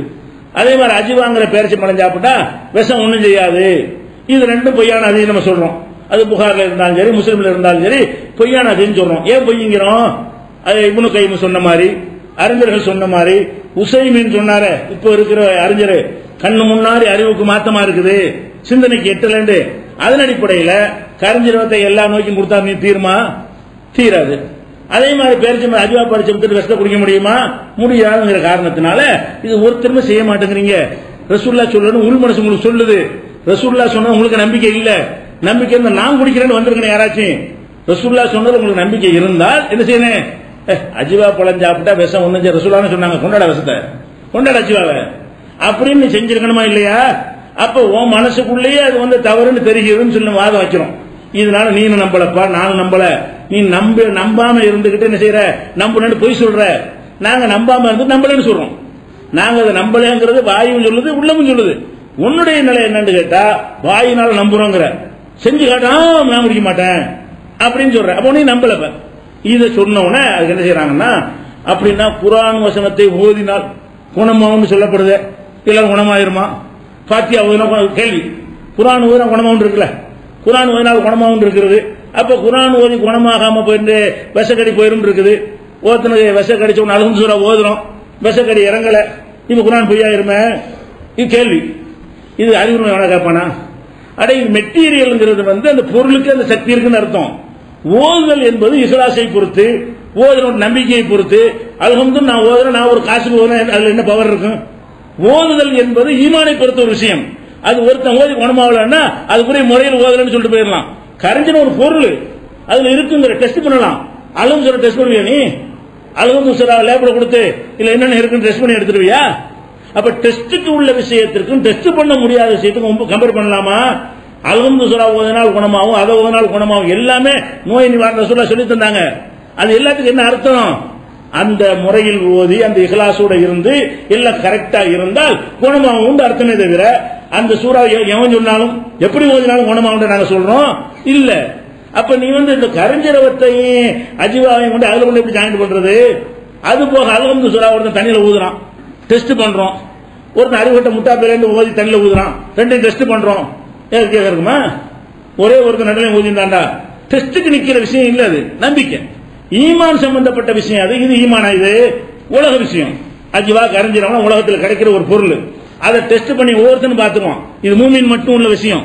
அது எவனும் டெஸ்ட் பண்ணுவான். கரிஞ்சீரகத்தை யார் வாங்கி தின்னுட்டு என்ன செய்யலாம்? எதுவும் ஆவல, விஷம் விஷம் வேலை செய்யுது அப்படின்னு சொன்னா என்ன செய்வீங்க? அப்ப இதெல்லாம் இது மாதிரியான ஒரு வசனத்தை என்ன செய்யறாங்க? கேள்வி கேட்கிறாங்க. அதே மாதிரி குர்ஆன்ல அல்லாஹ் என்ன செய்யறான்? நோய் நிவாரணம் குர்ஆன்ல அல்லாஹ் சொல்லி காட்டணும். அதுக்கு சும்மா எப்படி சொல்றாங்கன்னா, யஹ்ருஜு மின் புத்தூனிஹா ஷராபுன் முக்தலிஃபுன் அல்வானுஹு ஃபீஹி ஷிஃபாஉன் லின்னாஸ் 1669 வசனத்தில் அல்லாஹ் சொல்லி காட்டுகிறான், தேனீக்களுடைய வயிறுகளிலிருந்து ஒரு சுவையான பானம் வெளிப்படுகிறது. ஃபீஹி ஷிஃபாஉன் லின்னாஸ், அது மனிதர்களுக்கு நோய் நிவாரணம் இருக்கிறது என்று இருக்கு. அப்ப அதுக்கு என்ன செய்யறாங்கன்னா, அப்ப தேனை மட்டும் நம்ம குர்ஆன்ல இருக்குல்ல, தேனை எல்லா நோய்க்கு மருந்து நல்லா குர்ஆன்ல சொல்றாங்கல்ல அப்படிங்கிறாங்க. எல்லா நோய்க்கு மருந்து என்ன சொல்றான்? மனிதர்களுக்கு அதில் ஒரு நோய் நிவாரணம் இருக்குது, அவ்வளவுதான். எந்த நோய்? அனைத்து நோய்க்கும் சொல்லல. தேனி என்பது மருத்துவ குணம் உள்ள ஒன்று, அவ்வளவுதான் குர்ஆன்ல இருக்குது. எந்த மாதிரி இல்ல, மௌத்தை தவிர அனைத்துக்கும் நிவாரணம் ஹதீஸ்ல வருத அப்படி இல்ல. விஷம் ஒன்றும் செய்யாதுன்னு வருது அப்படி வரல. இதுல வாசனை என்ன வருதுன்னா, பீஹி, அதில் தேனில் இருக்கிறது ஷிஃபாஉன், ஒரு நிவாரணம். எல்லா ஷிஃபாவும் கிடையாது, ஒரு நிவாரணம் இருக்கிற மனிதர்களுக்கு இருக்கிறது. அது நீ ஆய்வு பண்ணி தெரிஞ்சுக்க. நிவாரணத்துக்குள்ள ஒரு பொருள், சில பொருள் கடுக்காயில மருத்துவம் இருக்குமோ, சீரகத்தில் மருத்துவம் இருக்கு, அது மாதிரி உள்ளது. ஜீரகத்தில் மருத்துவத்தன்மை இருக்கு அப்படின்னா அனைத்து நோய்க்கும் அர்த்தம். அதுல என்ன மருத்துவம் இருக்கு அது இருக்கும். சோம்புல என்ன மருத்துவம் அது இருக்கும். மிளகுல என்ன மருத்துவம் இருக்கு அது இருக்கும். தேனில் என்ன மருத்துவ குணம் இருக்கு அது இருக்கும். அதில் ஒரு மருத்துவ குணம் இருக்குன்னு நல்லா சொல்றானே தவிர மௌத்தை தவிர அனைத்துக்கும் சொல்லி இருக்கிறான் சொல்ல. மௌத்தை தவிர அனைத்துக்கும் தேனில் குணம் இருக்குன்னு அல்லாஹ் சொன்னால் நாங்க என்ன செய்வோம்? தேனை குடிச்சு சாவாம இருப்போம். அல்லாஹ் சொன்னான், சாவ மாட்டோம் கண்டிப்பா. அல்லாஹ் சொல்லி இருந்தா, அல்ல தேனை குடிச்சா சாவ மாட்டீங்க அப்படின்னா நம்ம குடிக்கலாம் தாராளமா? அல்லாஹ் சொல்லலை. எப்படி நீங்களே திணிக்கிறீங்க? ஹதீஸ்ல தெளிவா சொல்றீங்க, நீங்க மௌத்தை தவிர அனைத்து நோய்க்கும் மருந்துங்கிறீங்க. இது விஷமே ஒண்ணும் செய்யாதுங்கிறீங்க இந்த ஹதீஸ்ல. குர்ஆன்ல அப்படி இல்லாம இருக்கும்போது இதை கொண்டு கம்பேர் பண்றீங்க? கம்பேர் பண்ணக்கூடாது. அதனால குர்ஆன்ல உள்ளது அப்படி நம்பலாம். இப்ப நம்புற மாதிரி இருக்கு குர்ஆன். குர்ஆன்ல உள்ளது ஒரு லாஜிக் பண்ற மாதிரியோ, எழுத்து கேள்வி கேட்கிற மாதிரியோ, டெஸ்ட்டுக்கு வர்றியான்னு கேட்கிற மாதிரி இருக்க முடியாது. சிவா நிரூபிக்கணுமா? மெடிக்கல்ல போ, டெஸ்ட்ல கொடு, அதுல என்னென்ன இருக்குன்னு சொல்லுவோம், அது என்னென்ன நோய்க்கு நிவாரணம் ரிப்போர்ட் தருவோம், போதும், அவ்வளவுதான் விஷயம். இந்த வியாதி நீ கூட முடிவு வச்சிருக்காத. தேன் இன்னென்ன வியாதி நீக்கும் இருக்கா இல்லையா? எல்லா மருத்துவத்தையும் தேனை ஒரு மருத்துவத்தை பயன்படுத்தினான்ல, எல்லா வகையான மருத்துவர்களும் தேன்ல கூட சாப்பிடுங்க அப்படின்னு சொல்ற அளவுக்கு அனுபவ ரீதியாகவும் இருக்கிறது. சோதித்து பார்த்தா அந்த நிவாரணம் இருக்கிறது. அனைத்து நோய்க்கு நிவாரணம் கிடையாது. தேன்ல எல்லா நோய்க்கு நிவாரணம் குர்ஆன்ல சொல்லல. சொன்னா தான் இந்த கேள்வியை கேட்கணும். இந்த சரியா தவறானதா இருக்குது. அதே மாதிரி அடுத்து என்னன்னு கேட்டா இன்னொன்னு சொல்றாங்க. அதாவது நம்ம ரசூலுல்லாஹ்வுக்கு சூனியம் செய்யப்பட்டது மறுத்தாங்கல்ல, சூனியம் செய்யப்பட்டதை சொன்னாங்கல்ல, அந்த வசனத்தை எப்படி வருதுன்னு கேட்டா, அதாவது இது யக்கூலு லாலிமூன, இந்த அநியாயக்காரர்கள் சொல்கிறார்கள், இன் தத்தபியூன இல்லா ரஜுலன் மஸ்ஹூரா, சூனியம் செய்யப்பட்டவரை தான் நீங்கள் பின்பற்றுகிறீர்கள் என்று அநியாயக்காரர்கள் சொல்லுகிறார்கள் அப்படின்னு அல்லாஹ் சொல்றான். இது இஸ்ரா 17வது சூறாவுல 47வது வசனத்தில் இருக்கிறது சொல்லிவிட்டோம். இதுல எதிர்கேள்வி கேட்கிறாங்க. அவன் அது மட்டும் சொல்லவில்லை, இன்னொன்னும் சொன்னான். இன்னொரு வசனத்தை எடுத்து கேட்கிறாங்க. என்ன சொன்னானா, மாலிஹாதர் ரசூல் யாக்குலு தாமு எம்சிபில் அஸ்வாக், இவர் என்ன ரசூல், கடை வீதியில் நடமாடுகிறார், சாப்பிடுகிறார், உணவு சாப்பிடுகிறார், இவரோட மலக்கு ஒருத்தர் வரல, புதைகள் இறக்கப்படல, இவருக்கு ஒரு சொர்க்கம் தோட்டம்லாம் ஒண்ணும் கிடையாது. காலல்லாலிமூன இன் தத்தபியூன இல்லா ரஜுலன் மஸ்ஹூரா, அநியாயக்காரர்கள் சூனியம் செய்யப்பட்டவரை பின்பற்றுவதா சொல்லுகிறார் உலகம் சொல்லி காட்டுறான். அப்ப காபியர்கள் அவர் ஒரு மனிதன் சொன்னாங்கல்ல ரசூலுல்லாஹ், அதுவும் தப்புன்னு தான் நல்லா சொல்லி காட்டுறான். சூனியம் செய்யப்பட்டதாக சொல்வதையும் தப்புங்கிறான்.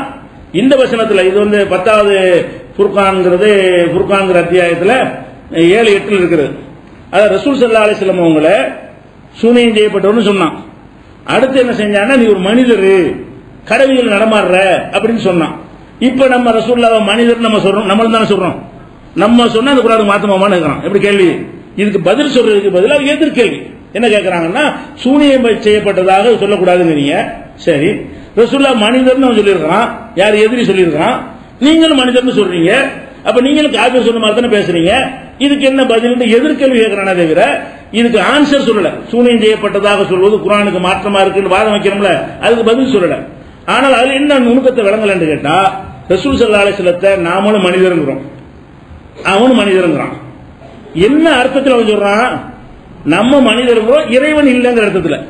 முஸ்லீம்கள் அவரை மனிதர் என்று சொல்றான். எந்த அர்த்தத்தில்? அவர் மனிதர் தான், கடவுள் இல்லை அப்படிங்கிறோம். அவன் மனிதன் சொல்றான்னு கேட்டா, மனுஷனா இருந்து அப்படி எல்லாம் ஒரு தூதரா இருப்பாருங்கிறான். அவன் எதுக்கு மனுஷனுங்கிறான்? எங்களை மாதிரி சாப்பிடுற குடிக்கிற நீ இப்படி ஒரு தூதருங்கிற, அப்ப சாதாரண என்னை மாதிரி ஒரு மனிதன் தூதுத்துவம் வராத மனிதன்கிறான். அவன் சொன்ன மேட்டர் என்னது? தூதுத்துவத்தை மறுக்கிறது சொன்னான். அவன் ரசூலுல்லாஹ் மனிதன் எப்படி சொன்னான்னு கேட்டா, இவரெல்லாம் தூதர் கிடையாது, எங்களை மாதிரி ஒரு மனுஷரு அப்படின்னா. அப்படி சொன்ன பாவம் தானே இன்னைக்கு? அப்படி நீங்க சொன்ன பாவம் தானே? அந்த காபிர் சொன்ன மாதிரி நீங்க சொன்ன பாவம். அப்ப காபிர் 2 விமர்சனம் பண்ணா. ஒன்னு ரசூலுல்லாஹ் சூனியம் செய்யப்பட்டவன்னு சொன்னான், இன்னொன்னு எந்த வகி வராத ஒரு மனிதர்னு சொன்னான். நாங்க ரசூலுல்லாஹ் மனிதருங்கிறோம், வகி வர்ற மனிதருங்கிறோம், அல்லாஹ் இல்லைங்கிறதா மனிதருங்கிறோம். குல் இன்னமா அன பஷரும் மிஸ்லுக்கும் யூஹா இலைய, நான் உங்களை போன்ற மனிதன், எனக்கு வகி வருது ரசூலுல்லாஹ் சொல்ல சொன்னான்ல. ரசூலுல்லாஹ் சொல்லும்போது எப்படி சொல்றாங்கன்னா, இன்னமா அன பஷரும் மிஸ்லுக்கும், நான் உங்களை போன்ற ஒரு மனிதன் தான், வித்தியாசம் என்ன? யூஹா இலைய, எனக்கு வகி வருது. அப்ப நாம ரசூலுல்லாஹ் மனிதர் என்று சொன்னால் அதாவது இறைத்தன்மை இல்ல அது சொல்லுவோம்.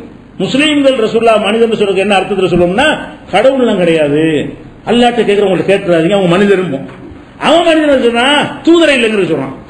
நாம தூதர் தான் என்பதற்காக அந்த மனிதர்ங்கிற வார்த்தை யூஸ் பண்றோம். அவன் என்னது யூஸ் பண்றான்னு கேட்டா, எங்களை மாதிரி இருக்கிற ஒரு மனிதரா இருக்கிற நாங்க தூதரா எடுத்துக்கிறோம், எங்களை மாதிரி சாப்பிடறாரு, எங்களை மாதிரி குடிக்கிறாரு, இவர்கிட்ட எல்லாம் ஒரு தூதரா இருப்பாரு. அப்ப அந்த மாதிரி செய்யறது தான் அநியாயக்காரங்கிறான்ல.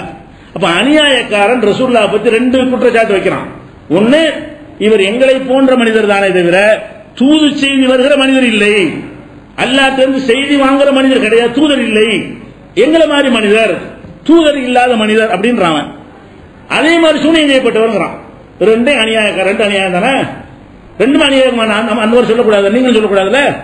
ரசூல் ஸல்லல்லாஹு அலைஹி வஸல்லம் அல்லாஹ்வுடைய தூதர்லாம் கிடையாது, எங்களை மாதிரி தான் சாப்பிடுறாரு, எங்களை மாதிரி தான் குடிக்கிறாரு, நாங்க தூதர்ல ஒப்புக்கொள்ள மாட்டோம் நீங்க சொல்லுங்க பார்ப்போம். அநியாயக்காரன் ஆயிருவீங்க. அப்ப ரசூலுல்லாஹ் சூனியம் செய்யப்பட்டதா சொல்வதும் அநியாயம், ரசூலுல்லாஹ் அவன் சொன்ன அர்த்தத்தில் மனிதன் சொன்னா அநியாயம் தான். நீங்க மனிதன் சொன்னா வேற அர்த்தத்தில் சொல்றீங்க. நான் முஸ்லிம்கள் சொல்லத்தான் வேணும். ரசூலுல்லாஹ் தன்னை பற்றி சொன்னாங்க நானும் மனிதன், இறைவன் இல்லைங்கிறதுக்காகத்தான் சொன்னாங்களே தவிர இவன் சொன்ன அர்த்தத்தில் சொல்லல. அப்ப மக்கத்து காபியர்கள்லாம் என்ன செஞ்சாங்கன்னா, நபிகள் நாயகம் அவர்களை எங்களை மாதிரி ஒரு மனிதர் எதுக்கு சொன்னா, வஹி வர்ற மனிதர் மறுக்கிறதுக்கு சொன்னான். எப்படி வஹி வரும்? என்னை மாதிரி கடத்து நிக்கிற, என்னை மாதிரி திங்கிறவங்க உனக்கு செய்தி வந்துருமோ, எங்களுக்கு வராம உனக்கு கொண்டு வந்துருமோ? அப்ப இறை தூதர் என்கிறத மறுக்கிறதுக்கு மனிதர்கள். சாதாரண மனிதருக்கு என்ன மீனிங் என்று கேட்டால், இறை தூதர் அல்லாத மனிதர். அப்படி சொன்ன பாவமா இல்லையா? அப்ப என்ன வழங்கணும்னா, காவியர்கள் செஞ்ச ரெண்டு விமர்சனம் தப்பு தான். மனிதன் அவன் செஞ்சான அதுவும் அநியாயம் தான், சூனியம் செய்யப்பட்டவர் செஞ்சான அதுவும் அநியாயம் தான். அப்ப ரெண்டு அநியாயக்காரர்களை செயல் நல்லா சொல்லும் பொழுது அவங்களுக்கு ஆன்சர் கொடுத்து விட்டோம். இப்ப என்ன வாங்க ஹதீஸுக்கு வாங்க, சூனியம் செய்யப்பட்டவர்ங்கிற ரசூலுல்லாஹ் இல்லங்கிறான்ல, நீங்க ஹதீஸில் இருக்குங்கிறீங்க. சூனியம் செய்யப்பட்டவர்களா சொல்வது அநியாயக்காரன் அல்லாஹ் சொல்றான். நீங்க என்ன செய்றீங்க, செஞ்சாங்க சூனியம் செய்யப்பட்டாங்க, உனக்கு வச்சு பொய்ய குர்ஆனுக்கு வாதமா போச்சு. இவ்வளவு தெளிவா நம்ம நிரூபிச்சிட்டோம். அடுத்து என்னன்னு கேட்டா, இன்னொரு விஷயம், இந்த சாலிமுடைய மேட்டர், அதெல்லாம் நம்ம பல ஹதீஸ்ல மறுக்கிறோம். புதுசா இந்த பிரச்சனைக்குரிய ஹதீஸ்ல இதான் முக்கியமானது. சாலிம் ஒருத்தர் இருந்தார் ரசூலுல்லாஹ்வுடைய காலம். சம்பவம் பல பேரும் சொல்லப்பட்ட விஷயம் இருந்தாலும் சுருக்கமா அந்த ஹதீஸ்ல எப்படி வருதுன்னு கேட்டா, முஸ்லீம்ல இன்னும் பல நூல்கள்ல இடம்பெற்றிருக்கிற அறிவிப்பாளர் கரெக்டா இருக்கக்கூடிய அறிவிப்பாளரில் எந்த ஒரு குறையும் இல்லாத அந்த ஹதீஸுடைய சாராம்சம் என்னன்னு கேட்டா, ரசூலுல்லாஹ் காலத்துல ஹுதைஃபான்னு ஒருத்தர் இருக்கார், அவருடைய மனைவி சஹலா. ஹுதைஃபான்னு ஒரு சஹாபி இருக்கிறாரு. இந்த ஹதீஸ்ல உள்ள தவறு பொய்யான செய்தி, அந்த பொய்யான செய்தி உங்களுக்கு சொல்றேன். அதாவது முஸ்லீம்ல வரக்கூடிய செய்தி, ஹுதைஃபா என்று ஒருத்தர் இருக்கிறாரு, சஹலான்னு ஒரு அவருடைய மனைவி இருக்கிறாங்க. அவங்க என்ன செய்யறாங்கன்னா, சாலிம் என்கிறவர் எடுத்து வளர்க்கிறாங்க. சாலிம் என்பவரை குழந்தையிலிருந்து எடுத்து என்ன செய்யறாங்க, சின்ன பிள்ளையில வளர்க்கிறாங்க. வளர்த்தால் மகன்ற முறை முதல்ல இருந்துச்சு. இஸ்லாத்துடைய ஆரம்ப காலத்துல பெத்தாலும் பிள்ளை வளர்த்தாலும் பிள்ளை என்று முதலில் இருந்தது. ரசூலுல்லாஹ் கூட ஜெயித் எடுத்து வளர்த்தாங்க, ஜெயித் இப்னு முஹம்மதுன்னு எல்லாரும் சொன்னாங்க. அப்புறம் அல்லாஹ் என்ன செஞ்சுட்டான்னு கேட்டா, இப்படி ஒரு சட்டத்தை போட்டான். என்ன சட்டம்? இனிமேல் பெத்தவங்க மட்டும்தான் பிள்ளை, வளர்த்தா பிள்ளை கிடையாது. யார் விட்டு பிள்ளை இருந்தீங்க வளர்த்தீங்கன்னு சொன்னா அவங்களுடைய மகன் ஆக மாட்டாங்க அப்படின்றாச்சு. இப்ப என்னன்னு கேட்டா, இந்த சாலிம் வளர்த்தாங்கல்ல, வளர்த்து இளைஞர் ஆயிட்டாரு. இளைஞரான வரைக்கும் மகன் என்கிற உறவு இருந்தால் தாயோட பேசிட்டு இருக்கலாம், தனியா போல வரலாம். வளர்த்தவங்க தாய், இவர் மகன், தாய் மகன் ஒன்னா இருக்காம இருக்க முடியாதா? 25 வயசு வாலிபன் கூட 35 வயசு 40 வயசு தாயோட இருக்கலாம்ல, எவனும் பேச முடியாது. அமகரமான உறவு, வேற மாதிரி சிந்தனைகள் வராது. அப்ப மகன் தாய் பிள்ளைங்கிற உறவு இருக்கிற வரைக்கும் அவர் போவாரு வருவாரு, வீட்டுல அம்மாட்ட பேசிட்டு இருப்பாரு, அப்படிலாம் செஞ்சிட்டு இருந்தார் சாலிம். அப்ப அல்லாஹ்ட்ட என்ன சட்டம் வந்துச்சுன்னா, இனிமேல் கிடையாது, இனிமேல் பெற்றவங்க மட்டும்தான். இன் உம்மஹாத்தும் இல்லல்லாஹி வலதுனஹும், யார் பெத்தெடுக்கிறாங்க அவங்க தான் அம்மா, வளர்த்தவங்க அம்மா கிடையாது. உதுவுஹும் லி ஆபாயிஹிம், அவங்கள தகப்பன் பேரால அழையுங்கள், வளர்த்தவன் பேரால அழைக்காதீங்க. இதெல்லாம் குர்ஆன்ல உள்ள வசனம். இது சொன்னோன்னு ரசூலுல்லாஹ் விட்டுட்டாங்க. ரசூலுல்லாஹ் ஒருத்தர் மகன் சொன்னாங்கல்ல ஜெயித, அம்மாடி இனிமேல் மகன் கிடையாதுப்பா, நீ தோழரு, நீ ஒரு சஹாபி தானே தவிர நீ என்னுடைய மகன் கிடையாது டிக்ளேர் பண்ணிட்டாங்க. அப்ப இவர் டிக்ளேர் பண்ண வேண்டி வந்துருச்சு. இப்ப என்ன பிரச்சனை வருதுன்னா, ஒரு மார்க்க சட்டம் வருது இந்த இடத்துல. என்ன சட்டம் வருது? இவர் இளைஞராக இருக்கார்ல, அவங்க அம்மா வளர்ப்பு அம்மா இல்லைன்னு ஆயிடுச்சு. அம்மா இல்லாட்டி என்ன உறவு? அந்நியர். அம்மாங்கிற வரைக்கும் பிரச்சனை இல்லை. இப்ப வளர்ப்பு மகன் கிடையாதுன்னு சொல்லிட்டா இந்த இளைஞர் அந்த அம்மாவோட தனித்து இருக்கலாமா? ஹுதைஃபா இல்லாத நேரத்தில், இந்த கணவர் வெளியே போயிருக்கிற நேரத்தில் இவர் மாத்திரம் போய் அம்மாவோட தங்கலாமான்னா அம்மா இல்லையே, மார்க்கப்படி அம்மா இல்லைன்னு ஆயிடுச்சே, பெத்தாதான புள்ள, பெராட்டி புள்ள இல்லையே. இப்படி ஆன பிறகு இந்த சாலிம் என்பவர் அந்த ஹுதைஃபாவுடைய மனைவி சகலா இருக்காங்கல்ல, வளர்ப்பு தாயோட போய் இருக்கக்கூடாது என்கிற சட்டம் வந்திருக்கு இந்த வசனத்தின் மூலம். அப்ப என்ன ஆகுதுன்னு கேட்டா, அது உங்களுக்கு மனசை உறுத்திக்கிட்டே இருக்குது. 3-4 பேர் பிள்ளை மாதிரி வளர்த்து இந்த மாதிரி ஆயிடுச்சு அப்படின்றவன அவர் கணவர் இருக்கிறார். கணவர் என்ன செய்யறாரு? புள்ள இல்லைன்னு ஆயிடுச்சுல, அப்ப நான் இல்ல வர்றான், இந்த அளவுக்குள்ள ஒன்று பேசிட்டு இருக்கிறான் அப்படின்னு அந்த கணவருக்கும் அந்த அதில் வருது வாசகங்கள் வாசிக்கிற பின்னாடி அந்த கணவருக்கு அது மனசுல ஒரு உறுத்தலை ஏற்படுத்துகிறது. ஒரு அந்நிய ஆணி எப்படி உங்க வீட்டுக்கு வர்றதுன்னு. இந்த அம்மா என்ன செய்யறாங்கன்னா, ரசூலுல்லாஹ்ட்ட போய் கேட்கறாங்க, அல்லாஹ்வுடைய தூதரே இந்த மாதிரி விஷயம் நாங்க புள்ள மாதிரி வளர்த்துக்கிட்டோம், போயிட்டு இருக்கிறாரு, என் புருஷனுக்கு வேற பிடிக்க மாட்டேங்குது, அவர் வரும்போதெல்லாம் அவர் இருக்கிறாரு, இதுக்கு என்ன செய்யறது அப்படின்ன உடனே அப்ப ரசூலுல்லாஹ் இதான் மேட்ரு, ரசூலுல்லாஹ் தீர்வு சொல்றாங்களா? என்ன தீர்வு? நீ என்ன செய், சாலிமுக்கு பால் கொடுத்துரு, சாலிமுக்கு என்ன செய்யற, பால் ஊட்டிரு அப்படிங்கிறாங்க, சொன்னாங்களாம். அப்ப அந்த அம்மா கேக்குது, பால் கொடுக்கறதா, அவர் இளைஞரா இருக்கிறாரு அப்படின்னு சொல்லுது. அப்ப அலிமர் ரிஜால், ஆண்கள் அறிந்து கொள்ற விஷயத்தை அறிந்து கொள்கிறாரு அப்படின்னு சொல்றாங்க. யூலிஹியத்தின் தாடி வச்சவரா இருக்கிறாரு. பல அறிவுகள் வருது, ஒரு அறிவுல தாடி வச்சிருந்து வருது, ஒருத்தர் ரஜுன் கபீர் வருது, பெரிய ஆளா இருக்கிறாரு. அப்ப 25 வயசா இருந்திருக்கும், தாடிலாம் வச்சு இருந்தா பெரிய ஆளா இருக்கா, 25 வயசு இருக்குன்னு வைங்களேன். 25 வயசு இளைஞருக்கு பால் கொடுக்கறதா, என்னங்க சொல்றீன்னு ரசூலுல்லாஹ்ட்ட கேட்டாங்க அந்த அம்மா. ரசூலுல்லாஹ் ஒரு புன்னகையை சிரிச்சுக்கிட்டு, இது குடு பால் கொடுப்பான்ட்டாங்களாம். நீ நான் சொன்னது செய் அப்படின்ட்டாங்களாம். அதுக்கப்புறம் அவர் நெஞ்சாரா அந்த அம்மாட்ட பால் குடிச்சிட்டு, பால் குடிச்ச தாயாயிருவாங்கல்ல, பால் குடிச்சாலும் தாயாயிருவாங்களாம். தாயான பிறகு வர்றப்போ இருந்தாரா, ஒரு பாட்டு போனாரா வந்தாரா, பிரச்சனை இல்ல இப்படி என்று எழுதி வச்சிருக்காங்க. இது ஒரு ஹதீஸ்.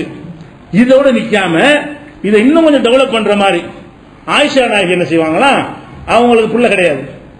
ஆயிஷா நாயகி ரசூலுல்லாஹ்வுடைய மனைவி, ரசூலுல்லாஹ்வுக்கும் புள்ள இல்ல, ரசூலுல்லாஹ்வுக்கு பிறகு யாரையும் கல்யாணம் பண்ணக்கூடாதுல்ல, ரசூலுல்லாஹ்வுடைய மனைவி யாரா இருந்தாலும் அவங்க மரணத்துக்கு பிறகு வேற ஆளை கல்யாணம் பண்ணக்கூடாது, வேற வகையில உங்களுக்கு புள்ள கிடையாது ஆயிஷா நாயகி. அப்ப என்ன செய்வாங்க, ஆயிஷா நாயகி வந்து அவங்களை யாராவது சில ஆண்கள் சந்திக்க வர விரும்பினா, நீ போய் எங்க அக்கா வீட்டு பொண்ணுகிட்ட போய் பால் குடிச்சிட்டு வா, உறவாய் போயிடும். அக்கா வீட்டுல போய் இவங்களுக்கு பால் கொடுக்க முடியாதுல்ல, அவங்க சொந்தக்கார பெண்களை காட்டி அந்த பெண்கள்ட்ட நீ பால் குடிச்சிட்டு வந்தீங்கன்னா எனக்கு மகரம் ஆயிருவ, அக்காட்ட பால் குடிச்சாலும் புள்ள மாதிரி வந்துரும்ல, அந்த மாதிரி உறவு வந்துடும், நீ அங்க பால் குடிச்சிட்டு வா, நம்ம தனியா பேசிட்டு இருக்கலாம் என்று ஆயிஷா நாயகியும் இந்த சாலிம் ஹதீஸை வைத்து அமுல்படுத்தினார்கள். அப்படி இருக்கு. முஸ்னத் அஹ்மதுல இஸ்னாத்தின் ஜய்யித்னு போட்டிருக்காங்க. எப்படி வலுவான இஸ்னாத், இந்த சனது எப்படி சனது யாரையும் குறைய சொல்ல முடியாது, அந்த மாதிரி ஒரு வலுவான அறிவிப்பாளர்களை கொண்டு சொல்லப்படுகிறது. ஆயிஷா நாயகி யாரையாவது தனியா சந்திக்க விரும்பினால் என்ன செய்வாங்களா, நீ வேற, நீ அந்நியனா இருக்கிற, நீ எனக்கு பிள்ளையாகணும். எப்படி பிள்ளையாகிறது, நான் பால் கொடுக்க முடியாது, என் அக்காட்ட போய் பால் குடிச்சிட்டு வா. அப்ப அக்கா பிள்ளைன்னா என் பிள்ளையாரும்ல, அந்த மாதிரி என்ன செய்வோம், நீ வந்து என்கிட்ட பேசிட்டு இருக்கலாம். எப்படி ஆயிஷா நாயகி சொன்னார்கள். இவ்வளவு மேட்டர் அடங்கிருங்க. இதை நம்ம என்ன கேட்கிறோம்னா, இது வந்து ரசூலுல்லாஹ் சொல்லியிருப்பாங்களா, இது ஆயிஷா நாயகி சொல்லியிருப்பாங்களா? இந்த செய்தி எத்தனை நூல்கள் இருக்கட்டும், அதுல என்ன நூலா வருது பாருங்க, ஹதீஸ் வாசிக்கிறேன். அதாவது 3674 முஸ்லிம்ல வருது, இன்ன சாலிமன், அந்த அம்மா சொன்னது, கது பலக மா எவ்வளவு ரிஜால், ஆண்கள் அடைய வேண்டிய பருவத்தை எல்லாம் அடைந்து விட்டார். அக்கலமா அகலு, அவர்கள் விளங்க வேண்டிய விஷயத்தை எல்லாம், அந்த உடல் ஒரு ரீதியான விஷயங்கள், அந்த விஷயங்கள்லாம் விளங்கி விட்டார் அப்படின்னு ரசூல் ஸல்லல்லாஹு அலைஹி வஸல்லம் நம்ம சொன்னாங்கன்னு வருது. சின்ன பிள்ளை அவர் இருக்கல, இளைஞராத்தான் இருந்தாருங்கிறது ஆதாரம். அப்ப ரசூலுல்லாஹ் சொன்னாங்களா, அருளைஹி, நீ பாட்டுக்கு பாலை கொடு, தகுருமே அழகி, அவருக்கு நீ ஹராம் ஆயிருவாய், மகரம் ஆயிருவா, மகரமான உறவாய் விடுவாய் என்று சொன்னதாக அதுல வருது. இன்னொரு அறிவிப்பில் என்ன வருதுன்னு கேட்டா, இதே ஹதீஸ் அது சொன்ன இந்த அறிவிக்கிறது இருக்கார்ல, அடுத்த சஹாபி, அடுத்த தாபி, அவர் என்ன சொல்றாருன்னு கேட்டா, மக்கஸ்து சனத்தன் அவ் கரீப மின்ஹா லாவு ஹதீஸ் பிஹி, இந்த ஹதீஸ் என கேட்ட உடனே ஒரு வருஷம் நான் யாருக்கும் பயந்துகிட்டு சொல்லாம இருந்தேன். அப்பனா என்ன விஷயம், அவருக்கே ஏத்துக்க முடியல. இப்படி ஒரு செய்தி சாலிமுக்கு நினைச்சுட்டு சொன்ன உடனே என்ன செய்யறாருன்னா, ஒரு வருஷ காலம் பயந்துகிட்டு நான் யாருக்கு சொல்லாம இருந்தேன் அப்படின்னு சேர்த்து பின்னாடி என்ன செய்யறாரு, அவர் சொன்னதாக வருது. இது முஸ்லீம்ல அடுத்த ஹதீஸ்ல, அடுத்தடுத்து வரக்கூடிய ஹதீஸ் தான், அதுல வருகிறது. இன்னொரு ஹதீஸ்ல என்ன வருதுன்னு கேட்டா, அந்த அருள்நீகி பால் கொடுன்ற சொல்ல சொன்ன உடனே அப்ப அந்த அம்மா கேக்குது, கைஃப உறுதியுகு, நான் எப்படி ஒரு பால் கொடுக்க முடியும்? அந்த அம்மாக்கு உடன்பாடு இல்லை, பால் குடிச்சு அப்போ ஆனாக்குறது எப்படி சரியாகணும்? கைஃப உறுதியுகு ஒவ்வொரு ரஜுலன் கபீரும், அவர் பெரிய ஆம்பளையா இருக்கிறாரு அப்படின்னு பசம ரசூலுல்லாஹி ஸல்லல்லாஹு அலைஹி வஸல்லம், ரசூலுல்லாஹ் சிரித்து விட்டு சொன்னார்கள், கது அலிம்து அன்னஹு ரஜுலுன் கபீர், அவர் பெரிய ஆள், எங்களுக்கு தெரியும், போங்க வேலைப்பாது, தெரிஞ்சுதான் சொல்றோம் அப்படின்னாங்களாம். எனக்கு தெரிஞ்சுதான் சொல்றேன், நீ போய் குடு, பால் கொடுன்னு சொன்னாங்க. ஒரு அறிவிப்புல வருது. இன்னொரு அறிவிப்புல வருதுன்னு கேட்டா, அந்த அதே முஸ்லீம், எல்லா முஸ்லீம்ல தான் காலத்தை இன்னஹு லிஹியத்தின், அவர் தாடி வச்சிருக்காரு, பால் கொடுக்க சொல்றீங்க, தாடி வச்ச மனுஷனுக்கு பால் கொடுத்தா பிள்ளை ஆகுமா, எப்படி ஆகும்? அந்த மாதிரி கேக்குது. ரசூலுல்லாஹ் குடு சொன்னாங்கன்னு வருது. இந்த மாதிரிலாம் வருது. அப்ப இது ஒன்னாச்சா. அடுத்து என்ன செய்யணும் கேட்டா, ஆயிஷா நாயகி விஷயம் வந்து முஸ்னத் அஹ்மதுல எப்படி வருதுன்னு கேட்டா, கானத்து ஆயிஷத்து தஅமுர் அகவாத்திஹா வ பனாத் அகவாத்திஹா, ஆயிஷா நாயகி அவர்கள் தன்னுடைய சகோதரிமார்களுக்கும் அஸ்மாய் ஒன்னா சகோதரி இருந்தாங்கல்ல, சகோதரிமார்களுக்கும் சகோதரியுடைய பெண் பிள்ளைகளுக்கும் உத்தரவிடுவார்களா, நீங்க பால் கொடுங்க. மண் அகபத் ஆயிஷா யராஹா, ஆயிஷாவாகிய நான் யாரையெல்லாம் பார்க்க விரும்புகிறேனோ அவருக்கு நீ பாலை கொடுத்து விட்டுருங்க. பாலை கொடுத்து நீங்க அம்மா ஆயிருவீங்க, அம்மாவுக்கு அக்காவை நான் ஆயிருவேன், அம்மாவுக்காக பெரியம்மா ஆயிருவேன், அப்ப அவர் என்னோட வந்து பேசிட்டு இருக்கலாம் என்று ஆயிஷா நாயகி இதை அமுல்வரப்படுத்திருக்கிறாங்க என்ற ஹதீஸ் வந்து அகமதுல இருக்குது, ஆதாரப்பூர்வமான ஹதீஸ்ல இடம்பெற்றிருக்கிறது. இப்ப மேட்ரு என்னன்னு கேட்டா, இது நம்ம அலசுறோம். முதல் விஷயம் என்னன்னு கேட்டா, அதாவது மார்க்கத்துல தாய் பிள்ளை அந்நியர்னு ஆயிடுச்சு, அதாவது பெத்தாதான் பிள்ளைன்னு ஆயிடுச்சு. இவர் அந்நியர். அந்நியருக்கு என்ன சட்டம் குர்ஆன்ல இருக்குன்னு கேட்டா, பார்வையை தாழ்த்தி கொள்ளுங்கள். பெண்கள் விஷயத்தில் ஆண்களும், ஆண்கள் விஷயத்தில் பெண்கள் என்ன செய்யணும், பார்வையை தாழ்த்தி கொள்ளுங்கள் குர்ஆன்ல கட்டளை இருக்கு. பார்வையை தாழ்த்தி கொள்ளுங்கள் என்று கட்டளை இருக்கிற அந்த சட்டத்தில் பார்வை விட தாண்டியதான ஸ்பரிசம், தொடுதல், பத்தலாம், அதுலயும் வந்து எந்த இடத்தில் வந்து அந்த இன கவர்ச்சியை தூண்டக்கூடிய பகுதியாக இருக்கிறதோ அந்த இடத்தில் வாய வச்சு பால் குடியில் எப்படி சொல்ல முடியும், ரசூலுல்லாஹ் எப்படி இதை சொல்லுவாங்க அப்படிங்கிற ஒரு அடிப்படையில் பார்த்தா இது எவனோ ஒரு சதிகாரம் தான் உண்டாக்கி இருக்கணும். அறிவிப்பாளர் வெளியே இருந்தாலும் யாரோ ஒருத்தன் நுழைஞ்சு இட்டு கட்டி தான் இருக்கணுமே தவிர இது ரசூலுடைய கலாமாக வார்த்தையாக இருக்க முடியாது என்று நம்ம அந்த கேள்வியை கேட்கிறோம்.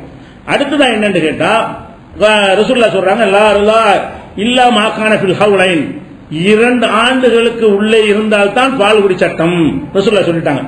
ஒரு குழந்தைக்கு நீங்க பால் கொடுக்குறீங்க, அந்த குழந்தைக்கு 3 வயசு, ஒரு பொம்பளை எடுத்து என்ன செய்யறாங்க, 3 வயசு குழந்தைக்கு பால் கொடுத்து விட்டாங்க, அம்மா வாங்க மாட்டாங்க. 2 வயசுக்கு உள்ள குழந்தைக்கு பால் கொடுத்தா தான் அம்மாண்டு ஆவாங்களே தவிர 2 வயசுக்கு மேல உள்ள பிள்ளைக்கு பால் கொடுத்தால் தாய் பிள்ளை உறவு வராது ரசூலுல்லாஹ் சொல்லிவிட்டாங்க. அந்த உணவு பால் மட்டுமே உணவா இருக்குமே, 2 வருஷத்துக்கு மேல மத்தெல்லாம் சாப்பிட ஆரம்பிச்சிருவாங்க. பால் மட்டுமே உணவாக இருக்கும் அந்த 2 வருட காலத்திற்குள்ளதான் பால் ஊட்டுதல் இருக்குது என்று ரசூல் ஸல்லல்லாஹு அலைஹி வஸல்லம் தாரகுத்னியில வலுவான ஒரு அறிவிப்பாளரை கொண்டு இருக்கிறது. குர்ஆன்ல கூட என்ன இருக்குன்னு கேட்டா, தலாக் சொல்லும் பொழுது ஹவுலைனி காமிலைனி, முழுமையான 2 ஆண்டுகள் பால் ஊட்ட வேண்டும். தாய்மார்கள் ஒல் வாலிதாத்து யுர்லின அவுலாதஹுன்ன ஹவுலைனி காமிலைனி, தாய்மார்கள் தங்கள் பிள்ளைகளுக்கு முழுமையான 2 ஆண்டுகள் பால் ஊட்ட வேண்டும். பால் ஊட்டுவதற்கான 2 ஆண்டு. பால் ஊட்டுதல்ங்கிற சட்டம் எப்ப வரும் கேட்டா 2 ஆண்டுகளில் தான் வரும். அப்ப 2 வயசுக்கு உள்ள ஒரு பிள்ளைக்கு பால் கொடுக்க சொன்னால் அது ஓகே. 2 வயசுக்கு உட்பட்ட குழந்தையா இருக்குது, நீ பாலை கொடுத்த பிள்ளையா போயிருமாண்டா ஓகே. 25 வயசு வாலிபருக்கு போய் இப்படி சொன்னீங்கன்னா அப்ப இதுக்கு என்ன, எப்படிப்பா இது ரசூலுல்லாஹ் சொல்லி இருப்பாங்க, இது எப்படி சரியா வரும்? அது போக வந்து பல விஷயங்கள் கூடுதலாக சில கேள்வி எல்லாம் கேட்போம், அதுதான் பிடிச்சிக்கிறாங்க. முதல்ல பால் குடிக்கிறேன்னா அந்த இடத்துல கை குழந்தை இருந்திருக்கணும், பால் எல்லா இடத்துலயும் வந்துட்டு இருக்கும்ல கேட்போம்ல, இதை மட்டும் பிடிச்சிக்கிறாங்க. கை குழந்தை சொல்றீங்க, மெயினான டாபிக் என்னது, இது ரசூல் அந்த அசிங்கத்தை சொல்லி இருப்பாங்களா கேட்டா ஒண்ணு இருக்குன்னு இருக்குல்ல, ஏத்துக்கிறாருன்னா அப்படி ஏத்துக்கணும், சும்மா உழைப்பெல்லாம் கூடாது. ஏத்துக்கிறது என்ன அர்த்தம், ஒரு வரலாறை ஏற்றுக்கொள்வதற்கும் ஹதீஸை ஏத்துக்கிறது வித்தியாசம் இருக்குது. இப்ப காந்தியுடைய சுயசரிதைன்னு ஒரு புக்கு போட்டிருக்காரு. சுயசரிதை என்ன பேரு, சத்திய சோதனையா, சத்திய சோதனை புக்கு போட்டிருக்காரு. அது நம்ம படிச்சுட்டு ஏத்துக்கிட்டோம், சரியா ஏத்துக்கணும் அர்த்தம், தெரிஞ்சு வச்சுக்கணும், அவ்வளவுதான். ரசூலுல்லாஹ்வுடைய ஏத்துக்கிறது என்ன அர்த்தம், கடைபிடிக்கணும். ரசூலுல்லாஹ்வுடைய வாழ்க்கையில் நடத்தின்னு ஒண்ணு ஏத்துக்கிட்டீங்கன்னா சட்டம். காந்தி நேரு ஒன்று செஞ்சார் புத்தகத்தை ஏத்துக்கிட்டீங்கன்னு சொன்னா சட்டம் இல்லை.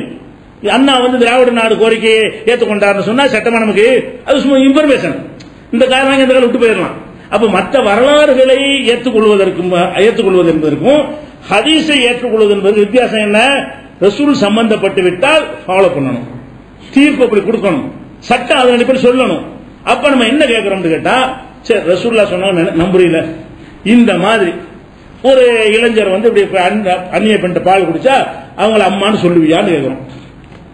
சொல்லித்தான் ஆகணுமாங்கிற, ஆமாம் சொல்லித்தான் ஆகணும், சட்டம் தானே சொல்லித்தான் ஆகணுமா, சொல்லாம இருக்க கூடாதுங்கிற. வேற வரலாறு இருக்கலாம்ப்பா. ரசூலுல்லாஹ் என்னது, பால உஸ்வத்துன் ஹஸனா, அவரிடத்தில் அழகான முன்மாதிரி இருக்கிறது.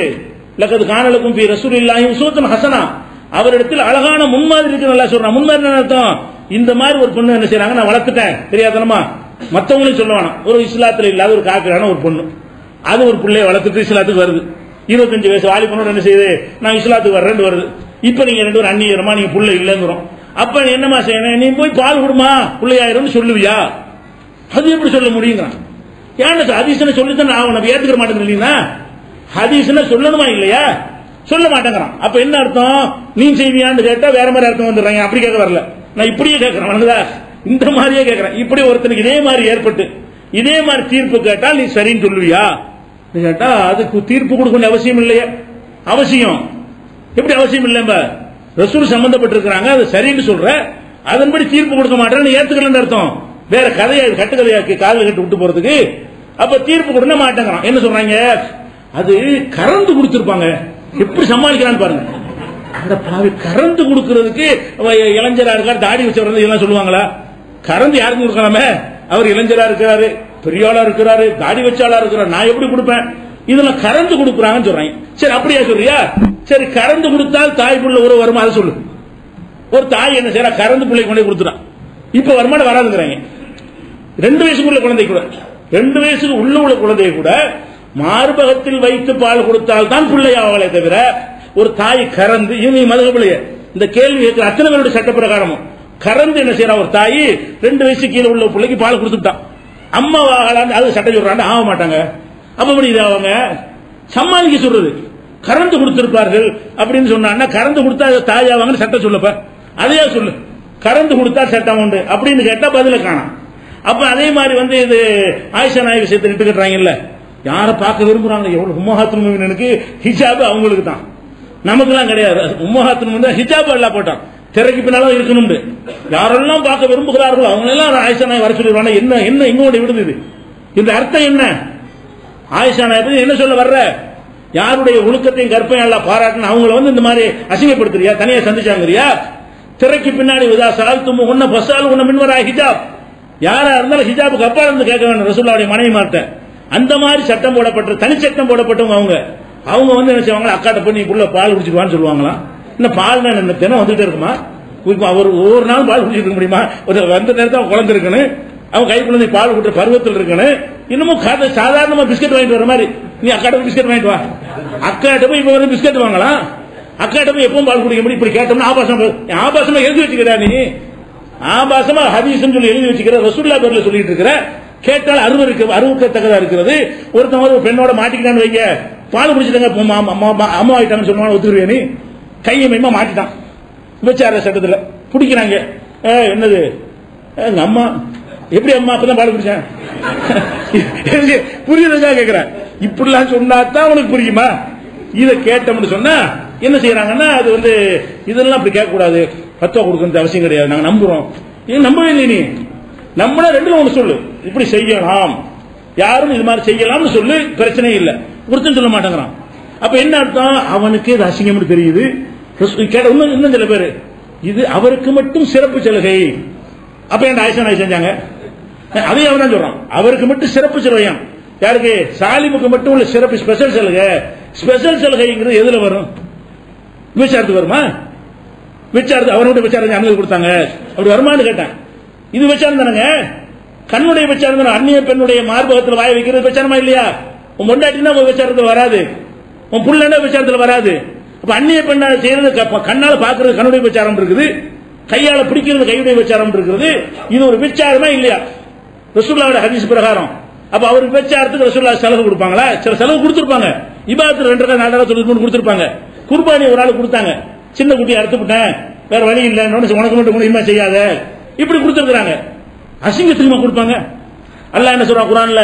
குல் நபியே சொல்லுங்கள், இன்னல்லாஹ லா யஅமுரு பில் ஃபஹ்ஷா, அசிங்கத்தை அல்லாஹ் ஏவ மாட்டான். சலுகை அசிங்கத்துக்கு கிடையாது. திருடுறதுக்கு ஒருத்தர் அனுமதி கொடுத்தாங்க சொல்ல முடியுமா? ரசூலுல்லாஹ் தடுத்துட்டாங்க, அவருக்கு மட்டும் திருடலாம் அனுமதி கொடுத்தாங்க. இதை வேணா ஒத்துக்குவானா? ஏன் அசிங்கத்துக்கு எல்லாம் அனுமதி கொடுக்க மாட்டான். கொலை செய்யறதுக்கு விரும்ப அனுமதி கொடுத்தாங்க, விபச்சாரம் பண்ண விரும்ப அனுமதி கொடுத்தாங்க. எப்படி காசு இருக்க முடியும்? அப்ப இது பிரத்யேக சட்டம் ஒரு பக்கம் சொல்லிக்கிட்ட ஆயிஷா நாயகி செஞ்சாங்கன்னு ஒரு பக்கம் சொல்ற. அதே போயின்னு சொல்லுப்ப ஒண்ணு என்ன செய்யணும்? ஆயிஷா நாயகி சொன்ன சரியான ஹதீஸா இருந்தாலும் அதை பொய்ன்னு சொல்லணுமா இல்லையா? நீ உன் வாத பிறகு ரெண்டையும் எப்படி ஏத்துக்குருவேன்? இது ஆயிஷாவுக்கு சாலிமுக்கு மட்டும் பிரத்யேகம்னு சொல்லிட்ட, அப்புறம் ஆயிஷா செஞ்சிருக்க கூடாது, ஆயிஷா செஞ்சாங்கன்னு ஹதீஸ் வருது, குறைஞ்சபட்சம் அந்த ஹதீஸா பொய்ன்னு சொல்லணும்ல, அதுவும் சேர்த்தாங்களா? அவருக்கு மட்டும் பிரத்யேகம் தான், ஆயிஷா நாயகி செய்யவும் தான் செஞ்சாங்க, பிரத்யேகம் இல்லதான். பிரத்யேகம் தான், பிரத்யேகம் இல்லதான். என்ன சொல்ல வர்றாங்க? சாலிமுக்கு மட்டும்தான், ஆனா சாலிமுக்கு மட்டும் இல்ல. எந்த கிறுக்கனா ஏத்துக்கணும்? இது ஒரு வாதமா? முரண்பட்ட 2 ஏத்துக்கலான்னு கேட்டோம்னா இதான் வாதத்துக்கு வரமாட்டேங்கிறாங்க. எதனால? இதுக்கு தான் பயப்படுறாங்க. ரொம்ப சாலிம் தான் அரண்டு நிக்கிறாங்க, எவன் பேச முடியாது. அப்ப பச்சையா சொல்லிட்டு போ, குர்ஆனுக்கு மாத்த மாதிரி ஒருத்தரும் சொல்லலன்னா நமக்கு என்ன சொல்லாட்டி? தீபம் காணிக்காம விட்டு போயிருப்பாங்க. அப்படி ஏதோ ஒருத்தர் இப்படி சொல்லியிருக்காரு, கிதாபுகளை கறந்து கொடுத்தாங்க சொல்லிட்டு போறாரு. அது யாரும் கிராஸ் பண்ண விட்டாங்க. கிதாபுல இருக்கதான் செய்யுது, இவங்க சொந்தமாவும் சொல்லல, அவங்க அறிவு அந்த அளவுக்கு தான் இருக்கு. கறந்து கொடுத்தா சட்டம் வராதுன்னு தெரியாம கறந்து கொடுத்தான்னு சொல்றாங்க சில பேர். சில பேர் என்ன செய்யறாங்க, அவருக்கு மட்டும் ஸ்பெஷல் சலுகை அப்படிங்கிறாங்க. அப்ப இதெல்லாம் சொல்லி இருக்கிறாங்க தான், கவனிக்கல. நாங்க சொல்றது கரெக்டா இருக்கா இல்லையா?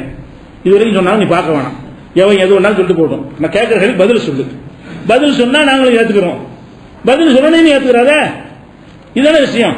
ஹதீஸ் குர்ஆனுக்கு மாற்றப்பட்ட ஹதீஸ் ஏத்துக்கிற கூடாதுன்னு சொன்னா இதெல்லாம் ஒரு கேள்வி. நாங்க ஃபத்வா கொடுக்கணுமா? ஹதீஸுக்கு நம்பிட்டு போயிட வேண்டியதானே, அதன்படி தீர்ப்பளிக்கணும்னு அவசியம் இருக்குன்னா அது விளங்கல. ஹதீஸ்னா என்னன்னு விளங்கல. இருக்கு ஹதீஸ்னா கதமா நினைச்சிட்டு இருக்காங்க, கேட்டு போறதுக்கு உள்ளது, பின்பற்றுறதுக்கு உள்ள இல்ல. இப்ப என்ன விளங்குறோம்னு கேட்டா எல்லாரும் மறுக்கிறாங்க. எல்லாரும் என்ன செய்யறான், அந்த ஒரு ஆள் இப்னு கைம் மட்டும் சொல்றாருன்னா நம்மளும் செய்யலாம்னு எழுதிட்டார்.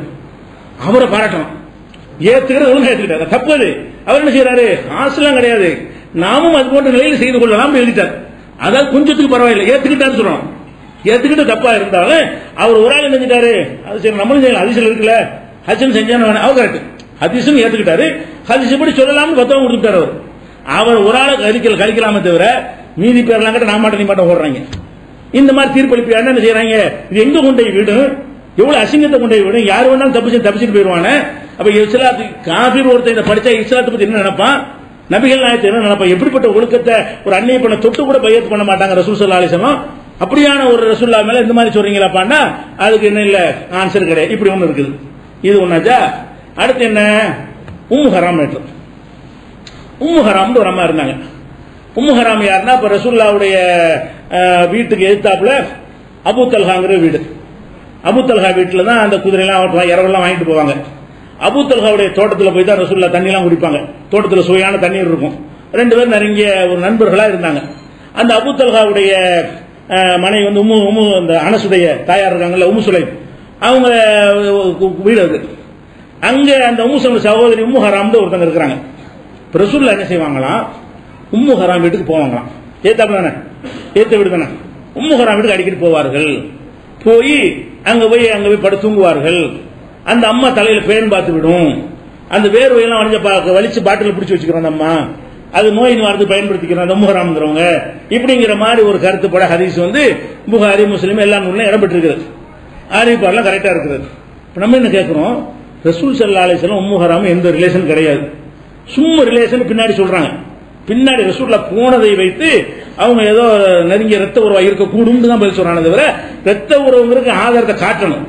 ஒவ்வொருத்தரும் மாட்டிக்கிறப்ப ரத்த உறவா இருக்குன்னு சொல்லிட்டா என்ன பண்ணுவோம், நீ ரத்த உறவுன்னா ஆதாரத்தை காட்டணுமா இல்லையா? ரசூல் ஸல்லல்லாஹு அலைஹி வஸல்லத்துக்கு இந்த உம்மு ஹராம் என்பவங்க பால் குடித்தாயும் கிடையாது. பால் குடித்தாயின்னா அப்ப அவங்க வந்து எப்ப மூத்தா வராங்க, ரசூலுல்லாஹ் காலத்துக்கு 50 வருஷத்துக்கு 40 வருஷத்துக்கு பிறகு மூத்தா போறாங்க மாவியா காலத்துல. அப்ப ரசூலுல்லாஹ்வோட அம்மாவா இருந்தா எப்படி இருக்கும், பால் கொடுத்திருந்தா ரசூலுல்லாஹ்வுக்கு முந்தைய மூத்தா போயிருப்பாங்க. ரசூலுல்லாஹ்வுக்கு பிறகு 40 வருஷம் கழிச்சு மூத்தா போனாங்கன்னா அவங்க பால் குடி தாயா இருக்க மாட்டாங்க. ரசூலுல்லாஹ்வோட சின்ன வயசா இருந்தாங்க. ரசூலுல்லாஹ்வோட சின்ன வயசால ரசூலுல்லாஹ்வுக்கு பால் குடி தாயா இருக்க முடியுமா? பால் குடிச்ச குழந்தையா இருக்கும்போது பால் குடிச்சிருப்பாங்க. அப்ப ரசூலுல்லாஹ் குழந்தையா இருக்கும்போது ரசூலுல்லாஹ்வுக்கு பால் கொடுத்தவங்களா இருந்தா அந்த அம்மாவுக்கு 70 வயசாவது இருக்கணும். இப்ப இந்த சம்பவம் நடக்கும்போது ரசூலுல்லாஹ் 63 வயசுன்னு சொன்னா அந்த அம்மாவுக்கு 70 வயசாவது இருக்கணும்.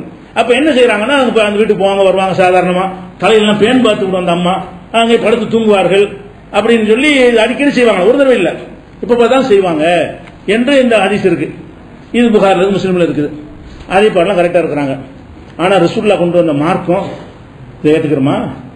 இப்படி இருந்தா அன்னைக்கு யூதர்கள் லட்டுங்க, யூதர்களுக்கு இது இப்படி ரசூலுல்லாஹ் போயிருந்தாங்கன்னு வைய, இஸ்லாத்தை ஒழிக்கிற கங்கணம் கட்டிட்டு இருந்தானே, ஒண்ணுமில்லாத ஆயிஷா நாயகி விஷயத்தை ஊதி இப்படி பெருசாக்கினானே, அவனுக்கு இந்த மாதிரி ரசூல் நடந்தாங்கன்னு வைங்க, ஒண்ணு போதும், இதை அடிச்சு விட்டு ஏன்டா அவர் பின்னாடி போறீங்க, பாடுறா இன்னும் படுத்து கிடக்காரான்னு சொல்லிக்க மாட்டான். என்ன உறவு உங்களுக்குள்ள, உங்க மார்க்கப்படி என்ன உறவு, போகலாமா அப்படின்னு கேட்டிருப்பான். எவனாச்சும் கேட்டானா? அப்படி நடந்திருக்குமே, ஆனால் எவனும் கேட்கல. பொய். ரசூல் ஸல்லல்லாஹு அலைஹி வஸல்லத்தை இழிவுபடுத்துறதுக்காக வேண்டிய, அவங்களுடைய கேரக்டரை டேமேஜ் பண்றதுக்காக வேண்டி இது உண்டாக்கப்பட்டு இருக்கிறது. அவங்களுடைய கேரக்டர் இது நடக்கவே நடந்துக்க முடியாது.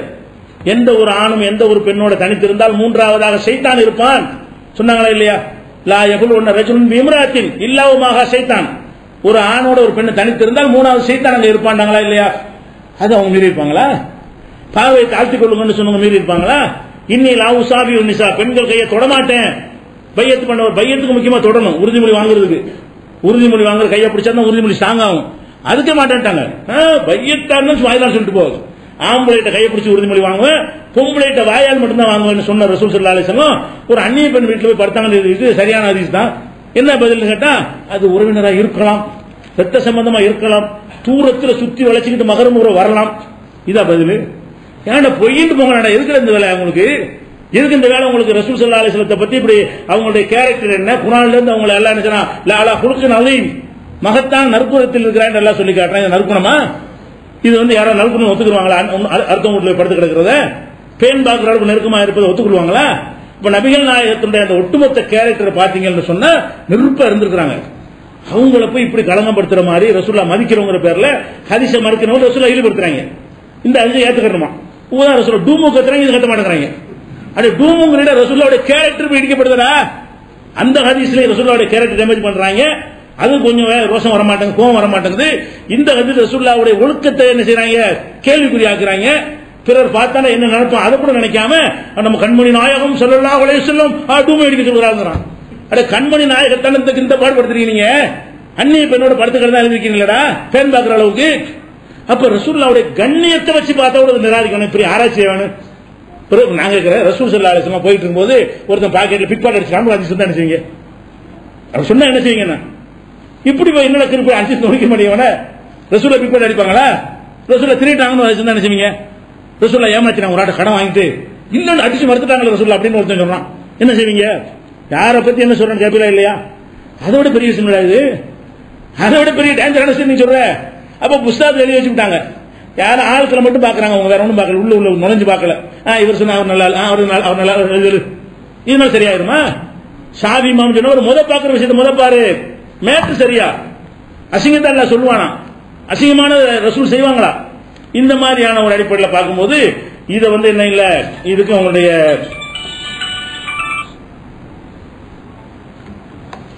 இது மாதிரி உள்ளது. அடுத்து என்னன்னு கேட்டா, இன்னும் சில கேள்விகளை கேட்கிறாங்க. அதாவது ரசூலுல்லாவை யாரும் கொல்ல இயலாது, குர்ஆன்ல இருக்கு. வல்லாஹு யாசிமுக மினன் நாஸ். நபிகள் நாயகம் ஸல்லல்லாஹு அலைஹி வஸல்லம் பொறுத்த வரைக்கும் மனிதர்களால் அவங்களுக்கு சாவு வராது. அவங்க போர்க்களத்தில் அவ்வளவு சாவுற அளவுக்கு வெட்டியும் கூட சாக முடியல. சாவுற அளவு உகது போர்ல வெட்டினாங்கல்ல, அவ்வளவு பெரிய காய செத்துட்டாங்கன்னு பரவிச்சு வந்து போயிட்டார் முகமது என்று போர்க்களம் போனா பரவின அந்த அளவுக்கு படுகாயம் அடைந்த நேரத்திலும் அவர்களால் அவங்களுக்கு இழப்பு வரல. அல்லாஹ் என்ன செஞ்சா? கேரண்டி கொடுத்தா. அது இறை வேதம் நிரூபிக்கிறதுக்கு சான்று என்ன சொன்னா? வல்லாஹு யாசிமுக மினன் நாஸ், மனிதர்களிடமிருந்து உன்னை அல்லாஹ் பாதுகாப்பான், மனிதர்களால் கொள்ள முடியாது. இயற்கையாகத்தான் நீ மரணிப்பாய் அல்லாஹ் கேரண்டி கொடுக்குறான். உனக்கு உள்ள மரணம் இயற்கையா நிகழுமே தவிர மனிதன் கொள்ள முடியாது. ஆனா ஒரு ஆளை உலகத்துல ஈஸியா கொள்றாரு, அவர் தான் ஈஸியா கொள்ளலாம். ஏன்? தனி அரண்மனை கிடையாது, கோட்டை கிடையாது, மெய்காப்பாளன் கிடையாது, எப்ப பார்த்தாலும் அந்த குடிசையில் போய் உட்கார்ந்து போறது, டெய்லி போயிட்டு வரக்கூடியது, சாதாரண நடந்து போறது, சும்மா உள்ளோட தட்டிட்டு போயிடலாம். கொள்ள நினைத்தால் எளிதாக கொள்வதற்குரிய ஒரே ஆள் அவர் தான் உலக வரலாற்றுல. இந்த மாதிரி யாரும் கதவு கூட பூட்டிட்டு, பாய் தான் கதவு, ஒரு பாயத்துக்கு போடுறதான் கதவை தவிர பூட்டிக்கிட்டு இருக்க கதவு கூட அவர் கிடையாது. அப்ப ராத்திரில வந்து கொள்ளலாம், பகல்ல வந்து கொள்ளலாம், செக்யூரிட்டி கிடையாது, மெய்காப்பாளர் கிடையாது. அந்த மாதிரி எல்லாம் அவங்களுக்கு இருந்தும் கூட அல்லாஹ் சொன்ன வாக்கு பிரகாரம் அந்த எண்ணம் எனக்கு வரல. கொல்லணும்னு ஒரு எண்ணம் கூட வராம என்ன செஞ்சா? எதுத்தான் என்னமோ செஞ்சான். அட ஈஸியா போட்டு தரலாம்னு நினைக்க போறதோடு வரல. ஈஸியா நினைச்சா போய் கொண்டு விடலாம். ஏன்? அல்லாஹ் அதை மாத்திரம். வல்லாஹு யாசிமுக மினன் நாஸ், மனிதர்களிடமிருந்து அல்லாஹ் பாதுகாப்பான் அப்படின்னு இருக்கு. அப்ப இதுக்கு என்ன செய்யறாங்க கேட்டா, இப்படி சொல்றீங்கல்ல, இப்ப அந்த ஹதீஸ் மட்டும் ஏத்துக்கிறீங்களா? இந்த கேட்கறா ஒரு ஹதீஸ், ரசூலுல்லாஹ் மனிதர் கொள்ள முடியாது. ஒரு பொம்பளை விஷம் ஆட்டுல, யூத பெண்ணு ஆட்டு இறைச்சியில விஷத்தை கலந்து ரசூலுல்லாஹ் கொடுத்தாங்கல்ல, கொஞ்சம் சாப்பிட்டாங்கல்ல ரசூலுல்லாஹ், பிறகு துப்பிட்டாங்கல்ல, விஷம் கொடுத்து தெரிஞ்சவன அந்த பொம்பளை கொல்லுமான்னு கேட்கறாங்க. வேணாம், கொல்ல வேணாம், மன்னிச்சுட்டாங்க ரசூல் ஸல்லல்லாஹு அலைஹி வஸல்லம். பிறகு அவங்க என்ன செய்யறாங்கன்னு கேட்டா, பாசாலத்த அரிபுகாபி லஹவாத் ரசூலுல்லாஹி ஸல்லல்லாஹு அலைஹி வஸல்லம், பிற்காலத்துல ரசூலுல்லாஹ்வுடைய அந்த உடல்ல அந்த விஷத்தினுடைய அறிகுறிகள் இருந்து கொண்டே இருந்தது அப்படின்னு ஒரு ஹதீஸ் வருது. புகாரில 2617வது ஹதீஸா வருது. அப்ப இந்த விஷத்தினால செத்துருக்காங்க. மரணிச்சது ஸ்லோ பாயசம், மெல்ல கொள்ற விஷம் என்கிற அடிப்படையில் அந்த விஷத்தின் அறிகுறி எப்போ வரைக்கும் இருந்திருக்குது? மரணிக்கிற வரைக்கும் இருந்தது வருது. அப்ப மனிதனால தான் கொல்லப்பட்டிருக்கிறாங்க, விஷத்தால் தான் கொல்லப்பட்டிருக்கிறாங்க. அல்லாஹ் உன்னை பாதுகாப்பான்னு சொல்றது பொய்யாவுத. இந்த ஹதீஸை நீங்க என்ன மறுக்கிறீங்களான்னு கேட்கறான். அப்படி வந்து மறுக்கத்தான் செய்யும், பெரிய விஷயமா இது. அப்படி வந்த குர்ஆனுக்கு மாத்தம் வந்தா மறுக்கத்தான் செய்வோம். ஆனால் விஷயம் என்னன்னு கேட்டா, இந்த ஹதீஸை அவங்க தவறாக புரிந்திருக்கிறார்கள். என்ன விஷயம்னு கேட்டா, இதே விஷயம் முஸ்லீம்ல வருது. முஸ்லீம்ல அந்த பொம்பளை பிடிச்சவங்க என்ன செய்யறாங்கன்னு கேட்டா சொல்றாங்க, எதுக்கு இந்த மாதிரி செஞ்ச, இந்த விஷத்தை கலந்து கொண்டு வந்து நோக்கம் என்ன, உங்களை கொல்றதான் நோக்கம் அந்த பொம்பளை சொல்லுது. அப்ப ரசூலுல்லாஹ் சொல்றாங்க, இதுக்கு நீ சாட்டப்படவில்லை, உன்னால என்ன கொள்ள இயலாது. முஸ்லீம்ல வர அறிவிப்பு, மாகான் அல்லாஹு சல்லித்துக்கு அலாதாலி, இதன் மீது அல்லாஹ் உன்னை சாட்டவில்லை, உன்னால கொள்ள முடியாது, நீ விஷத்தை குடிச்சவங்க சாக மாட்டேன்ட்டாங்க. ஏன் அந்த கேரண்டினால உன்னை மனிதர்கள் மீது அல்லாஹ் பாதுகாப்பான்னு சொன்னதுனால ரசூலுல்லாஹ் மறுத்தாங்க என்கிற விஷயம் முஸ்லீம்ல வருது. என்ன அப்ப அவரை கொள்ளலாமான்னு விட்டு சொல்லிட்டாங்க. புகாரில வரக்கூடிய ஹதீஸ் என்னன்னு கேட்டா, ரசூலுல்லாஹ் சொன்னதா வரவே இல்லை. அனசு சொல்றாரு, அந்த விஷத்தின் அறிவு நான் பார்த்தேன், இவர் பார்த்த நம்ம கண்ண இவர் நடுவு வாங்கியிருப்பாரு. ரசூலுல்லாஹ் சொன்னாங்களா அந்த விஷத்தின் அறிகுறி எனக்கு இருந்து கொண்டே இருக்கிறது, அதனால நான் செத்த சாவ போறேன்னு சொன்னாங்களா? அப்ப ரசூலுல்லாஹ் அந்த பொம்பளைட்ட என்ன சொன்னாங்க, அந்த விஷம் கொடுத்த பொம்பளைட்ட ஒன்னாலாம் ஒண்ணு நடக்காது, கொள்ள முடியாதுட்டாங்க. முடிஞ்சு வச்சுக்காது, குர்ஆனுக்கு ஏத்து வருது. இந்த ஹதீஸ்ல அனசு சொந்த கருத்து சொல்றாரு, ரசூலுல்லாஹ் சொன்னதா சொல்ற. நீங்க சொன்னக்கூடிய புகாரில 2614 ஹதீஸ்ல அனசு வந்து என்ன செய்யறாரு, அவர் கருதுறாராம், நான் பார்த்தேன் ரசூலுல்லாஹ் அந்த விஷத்தின் அறிகுறியை போய் என்னத்த அறிகுறி பார்த்தாரு, அப்படிலாம் ஒரு விஷயம் 15 வருஷத்துக்கு உள்ள விஷம் உலகத்தில் இருக்குது. ஸ்லோ பாயசன் சொன்னாலும் தொடர்ந்து கொடுத்துட்டே இருக்கணுங்க. ஸ்லோ பாயசன் சொல்வதாக இருந்தால் அந்த விஷத்தை என்ன ஒருக்கா குடிச்சோம் 10 வருஷத்துக்கு அவன் ஜாக மாட்டான், அப்பே ரத்தத்தில் கலந்து போயிடும். ஸ்லோ பாயசன் மெல்ல கொள்ற விஷயம் என்ன செய்யணும், இன்னைக்கு கொடுக்கணும், நாளைக்கு கொடுக்கணும், நாளைக்கு டெய்லி கொடுத்துட்டே இருக்கணும், கொஞ்சம் கொஞ்சமா ஆளை காலி பண்ணிட்டு வரும். 10 வருஷமா கொடுத்துருந்தா 10 வருஷம் எடுத்துருவான். அதான் ஸ்லோ பாயசன். இப்படி ஒண்ணு இருக்கும். முதல்ல லாஜிக்காக ஒரு விஷத்தை கொடுத்து அன்னைக்கு ஒண்ணு ஆவலன்னா முறிஞ்சு வெளியே போச்சுன்னு அர்த்தம், ரத்தம் சுத்தமாகிவிடும். நம்ம ரத்தம் நேரத்தோட நமக்கு இருக்குமா? இன்னைக்கு உடம்புல இன்னைக்கு ரத்தம் இருக்க, நேரத்தோட ரத்தம் இன்னைக்கு இருக்குமா? இருக்காது, எல்லாம் காலியாயிருச்சு. புது அந்த ரத்தம் செத்து புது ரத்தம் உண்டாய் அந்த ரத்தம் உங்களுக்கு இருந்து கொண்டு இருக்கிறது. ஒருத்தர் ரத்தத்தை உங்களுக்கு ஏத்துறீங்க, அவன் ரத்தம் உங்களுக்கு இருக்குமா? அந்த நேரத்தில் உயிர் காக்கிற உதவுமே தவிர அப்புறமேல இந்த செல்லுலாம் அழிஞ்சு போயிடும், செத்து போயிடும். ரத்தம் வந்து ஃப்ரெஷ்ஷா உண்டாகிட்டே இருக்கிறது. ரத்த தானத்தை நோட்டீஸ் போட்டுருக்காங்க, படிச்சுப்பாங்க ரத்தம் எவ்வளவு நாளைக்கு இருக்கும்னு. அப்ப அந்த ரத்தங்கிறது வந்து அன்னைக்கு விஷம் இருந்தா கூட, ஏறி இருந்தா கூட, அன்னைக்கு உள்ள ரத்தம் 2 நாள் 3 நாள் நினைச்சிடறேன் களை சுத்தமாயி ஒண்ணுல ஆயிரும். அது அறிவு இருக்கவே செய்யாது, மருத்துவ ரீதியா இருக்காது, லாஜிக்கா இருக்காது. 10 வருஷம் முன்னாடி சாப்பிட்ட விஷம் இன்னைக்கு எனக்கு செஞ்சு எவனும் சொல்ல முடியாது. ரசூலுல்லாஹ் சொல்லவும் மாட்டாங்க. நீங்க வேண்ட விவரம் இல்ல ஆளுக்கு சொல்லலாம். யார் சொல்லுவா? சுலோ பாயசம் சொல்வதாக இருந்தால் அது தொடர்ச்சியாக மாத்திரை கொஞ்சம் விஷத்தை போட்டு இன்னைக்கு ஒரு மாத்திரை, நாளைக்கு ஒரு மாத்திரை, நாளைக்கு ஒரு மாத்திரை கொடுத்தா போயிடுவான். அதான் கொஞ்சம் விஷங்கிறது. அது ஒரு விஷம் வந்து 20 வருஷம் உங்களுக்கு இருந்து வேலை செய்யுங்கிற மாதிரிலாம் அப்படி விஷம் கிடையாது, மருத்துவத்துக்கு எதிரானது. அப்ப இது அனசு சொன்னதை வைத்துக் கொண்டு குர்ஆனுக்கு மாத்தங்கிற சரி பேச்சுக்கு ஒத்துக்கிற மாத்தம் விட்டுரு. எங்க கொள்கை என்ன? நாங்கள் பார்க்காத ஒன்றை நீ சுட்டி காட்டி குர்ஆனுக்கு மாத்தம்னு சொன்னா அதை விட்டுருவோம், நீ சந்தோஷப்பட்டுக்கிறோம். ஓ இது ஒண்ணு இருக்கோ கண்டுபிடிக்கல நீ சொல்லிட்டியா? ஆனா இது அப்படி இல்ல, இது அனுசுடைய கருத்தாக வருகிறது. ரசூலுல்லாஹ் அப்படி சொன்னார்கள் என்று வந்தால் அது இட்டுக்கட்டப்பட்டதுதான். ஏன் அல்லாஹ் கேரண்டி கொடுத்து ரசூலுல்லாஹ் அப்படி சொல்லியிருப்பாங்கன்னு இருப்போம். அனசு சொல்ல வந்ததுனால எங்களுக்கு வேற்று கிடையாது. அவர் சொல்லிட்டு போறாரு, அனசு சொல்ல ஏத்துக்கிற சட்டமா? அனசு அவருடைய கருத்து சொல்லியிருக்கான்னு விட்டு போயிருவோம். ரசூலுல்லாஹ் சொன்னதாக வந்தால் அப்பவும் நாங்கள் சொல்லுவோம், இது இட்டுக்கட்டப்பட்டு சொல்லுவோம். அது வரல, இதை ஒண்ணு விளைவிக்கணும். அடுத்ததாக இன்னும் சிலதெல்லாம் கேட்கிறாங்க, அந்த தலைப்பு சம்பந்தப்பட்டது இல்லாம கேட்கிறாங்க. அது தலைப்பு நான் சொல்லாத விஷயமா இருக்கனால அது தேவையில்லை. அடுத்து என்ன முக்கியமானது என்னன்னு கேட்டா, முன்னாடிலாம் நீங்க வேற மாதிரி சொன்னீங்க, நம்ம சொன்னோம் முன்னாடி சொல்லி மாத்திட்டீங்க. முன்னாடி என்னன்னு கேட்டா ஒரே ஒரு விஷயம் தான், குர்ஆனுக்கு மாற்றமான ஹதீஸை ஏற்றுக்கொள்ளக்கூடாது என்கிறதுல நம்ம ஆர்வம் கிடையாது. அந்த காலத்தில் ஒப்பும் உயர்வுங்கிற தலைப்புல அந்த காலத்து அல்சனத்து பத்திரிகையில தொடர் கட்டுரை எழுதிருக்கிறோம். எந்த வருஷம் 91 92 அந்த காலத்துல அப்பவே நம்ம எழுதியிருக்கிறோம். சரியான ஹதீஸுடைய அளவுகள் என்னவென்றால் குர்ஆனுக்கு மாற்றமாக இருந்தால் ஏற்றுக்கொள்ள புது கருத்து கிடையாது. இது ஒரே ஒரு விஷயம் என்னன்னு கேட்டா, இந்த சஹாபாக்கள் விஷயம் இருக்குல்ல, அதுல மட்டும் நம்ம என்ன செஞ்சிருந்தோம் என்று கேட்டால், குர்ஆன்ல ஒரு இருக்குது, குர்ஆனுக்கு மாத்தமா சஹாபி சொன்னா ஏத்துக்க கூடாது, ரசூலுல்லாஹ் ஒன்னு சொன்னாங்க மாத்தமா சொன்னா ஏத்துக்க கூடாது, சஹாபாக்கள் ஒன்றை சொன்னார்கள் குர்ஆனுக்கு இல்லாத ஹதீஸ்ல இல்லாத ஒன்றை சொன்னார்களே, ஆனால் அந்த வஹீயுடைய காலத்தில் வாழ்ந்த காரணத்தினால் அவர்கள் விளக்கம் சிறந்ததாக இருக்கும் இப்படின்னு எழுதியிருக்கிறோம். எழுத மாத்திட்டோம். ஏன்? உங்களுக்கு ஆதரவு சொல்லிட்டாங்க, சஹாபாக்களை பின்பற்றக்கூடாது. முதல்ல இருந்த நாங்க மதரசாக்கள்ல வந்து இந்த ஹதீஸ்கள் எல்லாம் நாங்க படிக்கல, குப்பையை தான் படிச்சுட்டு வந்தோம். இந்த மதுகபை தான் நாங்க படிச்சோம், தபகாத் ஷாரானி தான் எடுத்து அது ரெஃபரன்ஸுக்கு எடுத்து பார்ப்போம். இந்த மாதிரி நூல்களை படிச்சுட்டு வந்த காலத்தில் ஒவ்வொன்றாக நாங்க அறிந்தனை செய்யறோம், சரின்னு மாத்திட்டு வர்றோம். இதுல என்ன கவனிக்கணும்னு கேட்டா, ஒரு நிலைப்பாட்டை சொல்லிட்டு மாத்துறது பாவமா நல்லதா? முதல்ல கவனிக்க. என்ன சொல்ல வர்றாங்க, நம்ம ஒரு தப்பா சொல்லிட்டு வைங்களேன் கடைசியில் நிக்கணுங்கிறாங்க. இது என்ன மூமினுடைய வேலையாடா? ஒரு மூமின் என்ன செய்வான்? தான் செய்த தவறுன்னு தெரிஞ்ச உடனே மக்கள் மத்தியில் போய் ஒத்துக்கிறது சிறந்த தன்மையா? நான் நேற்று தவறாக இதை சொல்லிவிட்டேன், இப்ப அந்த கருத்தில் நான் இல்லை, இந்த ஆதாரம் கிடைத்து விட்டது, இப்படி சொன்னா தப்பா? எல்லா இமாமும் சொல்லியிருக்கிறாங்க. ஷாஃபி இமாமுக்கு கதீமும் ஜதீது ரெண்டு சொல் இருக்கிறது. கதீம் என்றால் என்ன? எகிப்துக்கு போனார்ல, ஈராக்ல இருக்கும்போது ஒரு கருத்தை சொல்லிட்டு இருந்தாரு, அது ஓல்டு. எகிப்துக்கு வந்த பிறகு கொஞ்சம் கருத்தை சொன்னா அது நியூ. Old new. கதீம்னா ஓல்டு. ஷாஃபி இமாமுக்கு எந்த மசாலா எடுத்தாலும் இது கதீமா ஜதீதான்னு கேட்பாங்க. அது ஈராக்ல சொன்னதா மிஸ்ர்ல சொன்னதா எகிப்துல சொன்னதான்னு கேட்பாங்க. அங்க சில ஹதீஸ்ல கூட கிடைச்சவன் நம்மகிட்ட மாத்துறாரு. அந்த ஊர்ல இருக்கும்போது எதையெல்லாம் எஸ்ன்னு சொன்னாரோ அதையெல்லாம் நோன்றாரு. அவ்வளவு விஷயங்களும் அது எந்த ஒரு மசாலா இருந்தாலும் அவருக்கு ரெண்டு கருத்து இருக்குது ஷாஃபி இமாமுக்கு. அப்ப நீங்க என்ன செய்றீங்க? கதீமை தான் எடுத்துக்கணும், ஜதி புதுசை தான் எடுத்துக்கணும், பழசை விட்டுருணும். ஏன்னா பழசு குறைந்த ஆதாரம் கிடைச்ச அடிப்படையில் சொன்னாரு. புதுசை சொல்லும் போது நிறைய அறிஞர்களை பார்த்து நிறைய ஹதீஸ்கள் கிடைச்ச பிறகு சொன்னாரு அப்படின்னு சொல்றீங்கல்ல. இப்ப அவர் என்ன சொல்ல போறீங்க? இப்ப நேற்று வரைக்கும் ஒரு ஊர்ல ஈராக்ல இருந்து சொல்லிவிட்டு இந்த மாதிரி மாத்திட்டா சொல்லுவீங்களா? அபு ஹனீஃபா எத்தனை விஷயத்துல துருல் முக்தால எடுத்து மா ரஜா அபு ஹனீஃபான்னு எழுதி ஃபைல் பண்ணி பாருங்க. அபு ஹனீஃபா சொல்லிவிட்டு வாபஸ் வாங்கி மசாலாக்கள் போடுங்க, வருது, வண்டியா வருது. நம்ம கூட ஏழத்து வராது நமக்குலாம். நமக்கு தேடி பார்த்தா 30 வருஷ வாழ்க்கையில 7, 8, 10 தான் வரும். அபு ஹனீஃபா எடுத்த 300, 400 வருது. அப்படி சொல்லிட்டு மாத்தினாரு, இப்படி சொல்லிட்டு மாத்தினாரு, இப்படி சொல்லிட்டு மாத்தினாருன்னு சொல்லி. ஏன்னா அவங்களுக்கு ஹதீஸ் கிடைக்காத காலம், நிறைய மாத்த சான்ஸ் நமக்கு கம்மியா இருக்கு. அதனால திறமை நம்ம சொல்ல வரல, நமக்கு ஹதீஸ் துவக்கப்பட்டிருக்கிற காரணத்தினால சொல்லும்போது ஓரளவுக்கு நம்ம கரெக்டா சொல்லிட முடியும். அப்படி இருந்தும் சுட்டி காட்டி தவறு வந்தா மாத்திக் கொள்றோம். அந்த மாதிரியான அடிப்படையில் அவங்க ஜாஸ்தியா செஞ்சிருக்காங்க எல்லாருமே.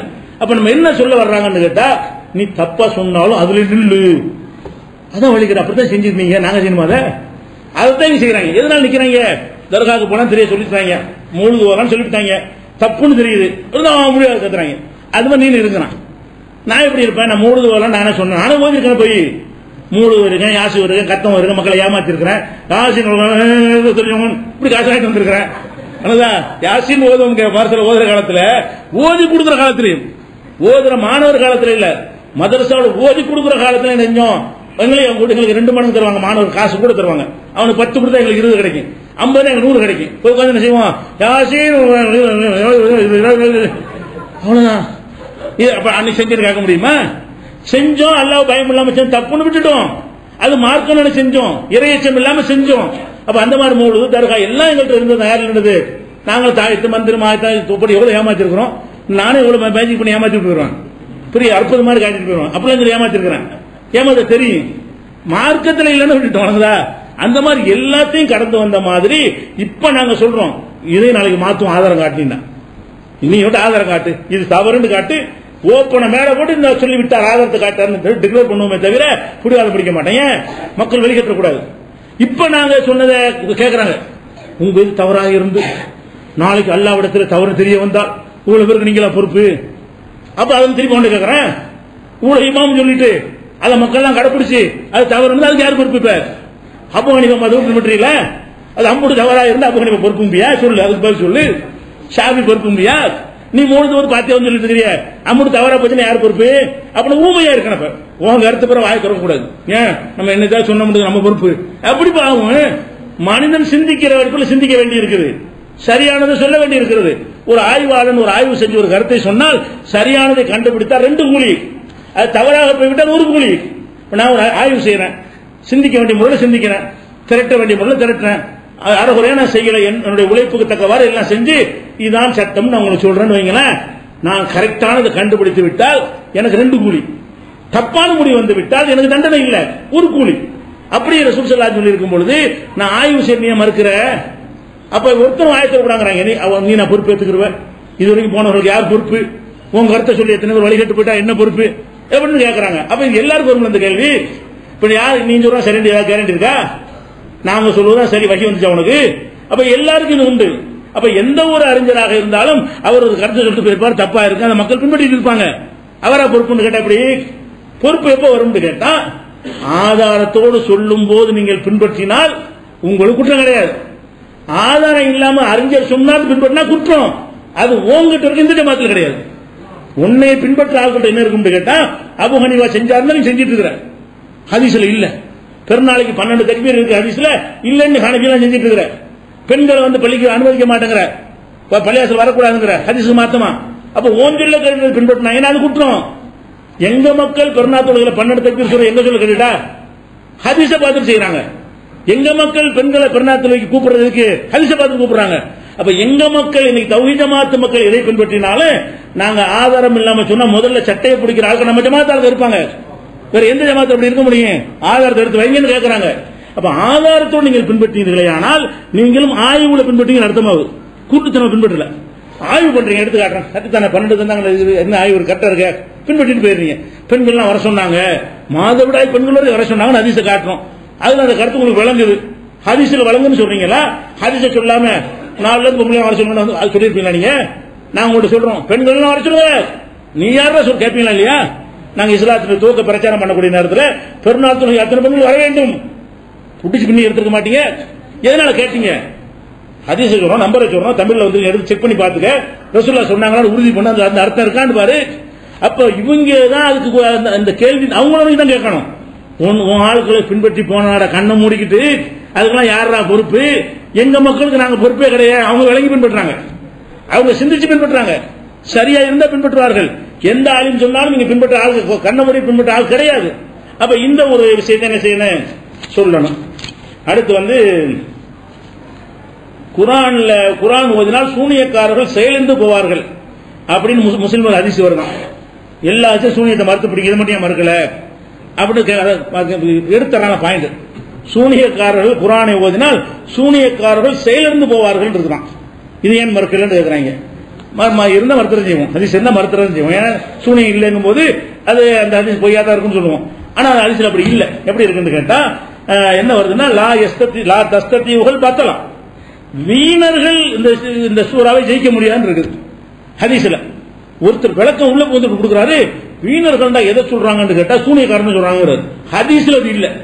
இந்த ஹதீஸ்ல பத்தலத்தின வீணர்கள், வீணா போனவங்க வந்து இந்த சூறா ஓதினார்களே ஆனால், குர்ஆனை ஓதினா பக்ரா ஓதினார்களே ஆனால் அதை வீணா போனவனை ஜெயிக்க முடியாது, வீணா போனவர்கள் அந்த சூறா வெல்ல முடியாதுன்னு இருக்குது. வீணா போனவன் கெட்டவன சொல்ற ஒரு சொல்லு. இவன் ஒரு ஆள் இடையில போது மாவியாங்கிறவர் சொல்றாரு, அண்ணல் பத்தலத்த சஹரா, இந்த பத்தலத்தில் வீணா போனவங்க ரசூலுல்லாஹ் சொன்னாங்கல்ல, அது யாரை சொன்னார்கள் என்றால் சூனியக்காரன் சொன்னார்கள். இவர்கிட்ட நாங்க ஏத்துக்கிறேன்னு ரசூலுல்லாஹ் சொன்ன வார்த்தை வீணர்கள். வீணர்கள் வார்த்தை குர்ஆன்ல எங்கெல்லாம் எடுத்து பாரு, ஹதீஸ்ல எடுத்து பாரு. அந்த வீணா போனவங்க சொல்ற ஹதீஸாக்கள் மறக்காம விட்டுருக்கிறோம். சூனியத்தை தான் சொல்லுதுன்னா அது மறுக்கத்தக்கதுதான். இது என்ன பெரிய பஞ்சாயத்து என்ன? அப்ப இந்த மாதிரியான சில கேள்விகளை கேட்டுக்கொண்டிருக்கிறார்கள். அதுல என்ன இல்ல, ஒரு அழுத்தமான வாதங்கள் இல்ல. அது ஒண்ணே ஒண்ணு இருக்கு. அதாவது இந்த உலமா, என்னுடைய உம்மத்துடைய உலமாக்கள் இஸ்ராயல்களுடைய நபிமார்களை போல சொன்னோம்ல, அதுல ஒரு ஹதீஸ் சரியான நான் சொல்லியிருந்தேன், அதுவும் பலவீனமா இருக்கு. சொல்லிருந்தோம்ல, முதல்ல சொல்லியிருந்தோம் எல்லா ஹதீஸும் பலவீனமா இருக்குது, ஒரு ஹதீஸ் சரியானு சொல்லியிருந்தோம். எதனால சொல்லியிருந்தோம்னா, திருமதி இமாம் என்ன செய்யறாருன்னா, அந்த ஜமீல் பின் வலீத் பின் ஜமீல் என்பவர் வந்து கதீர் பின் கைஸ் வழியாக இது அறிவிக்கிறாரு, இடையில ஒரு அறிவிப்பாளர் விடுபட்டு இருக்கிறது, அதனால அது பலவீனமானது. ஆனா இடையில அறிவிப்பாளர் விடாம வேறொரு ஆள் இடையில நுழைஞ்சி ஒரு அறிவிப்பு ஒன்று இருந்துச்சு, அதை வச்சு நம்ம என்ன செஞ்சோம்னா இந்த இடையில அறிவிப்பாளர் விடலைங்கிற அடிப்படையில் சரியான விஷயம் சொன்னோம். ஆனா அந்த கதீர் பின் கைஸ் என்பவரே பலவீனமானவர், அவரே யாரும் அறியப்படாதவர், அவர் வரலாறு கிடையாதுன்னு சொல்லி தாரகுத்தின் உள்ளிட்ட சில அறிஞர்கள் சொல்லி இருக்கிறாங்க. அந்த ஒரு ஹதீஸ் மட்டும் தவறாக நம்ம அந்த உரையில சொல்லி இருக்கிறோம். இந்த ஹதீஸ் என்னுடைய என்னுடைய உலமாக்கள் நபிமார்கள், பனி இஸ்ராயீல் நபி போன்றவர்கள் அவங்க திருகத்தையும் தீனாரையும் விட்டு செல்லல, இல்மத்தான் விட்டுட்டு போனாங்கன்னு சொன்னோம்ல, அது ஒண்ணு மட்டும் சரியாக இருக்குன்னு ஒரு வாதம் வச்சிருந்தோம். அது ஒண்ணும் சரியில்லை, உலமாக்களை பாராட்டி வர எதுவுமே சரியில்லை. இப்ப அது ஒண்ணுதான் நிக்குன்னு சொன்னோம்ல, அதுவும் நிக்கல. இப்ப அதை மட்டும் வாபஸ் வாங்கிக் கொள்றோம். தவறானதை வாபஸுக்கு வாங்கி வெக்கமெல்லாம் கிடையாது. சரியா? அல்லாஹ் ரப்பல் ஆலமீன் உள்ளதை உள்ளபடி அறிந்து நடக்கக்கூடிய நன்மக்களாக நம் அனைவரை ஆக்கி அருள்வானாக. வாக்குறுதி அவனாக ரப்பல் ஆலமீன்.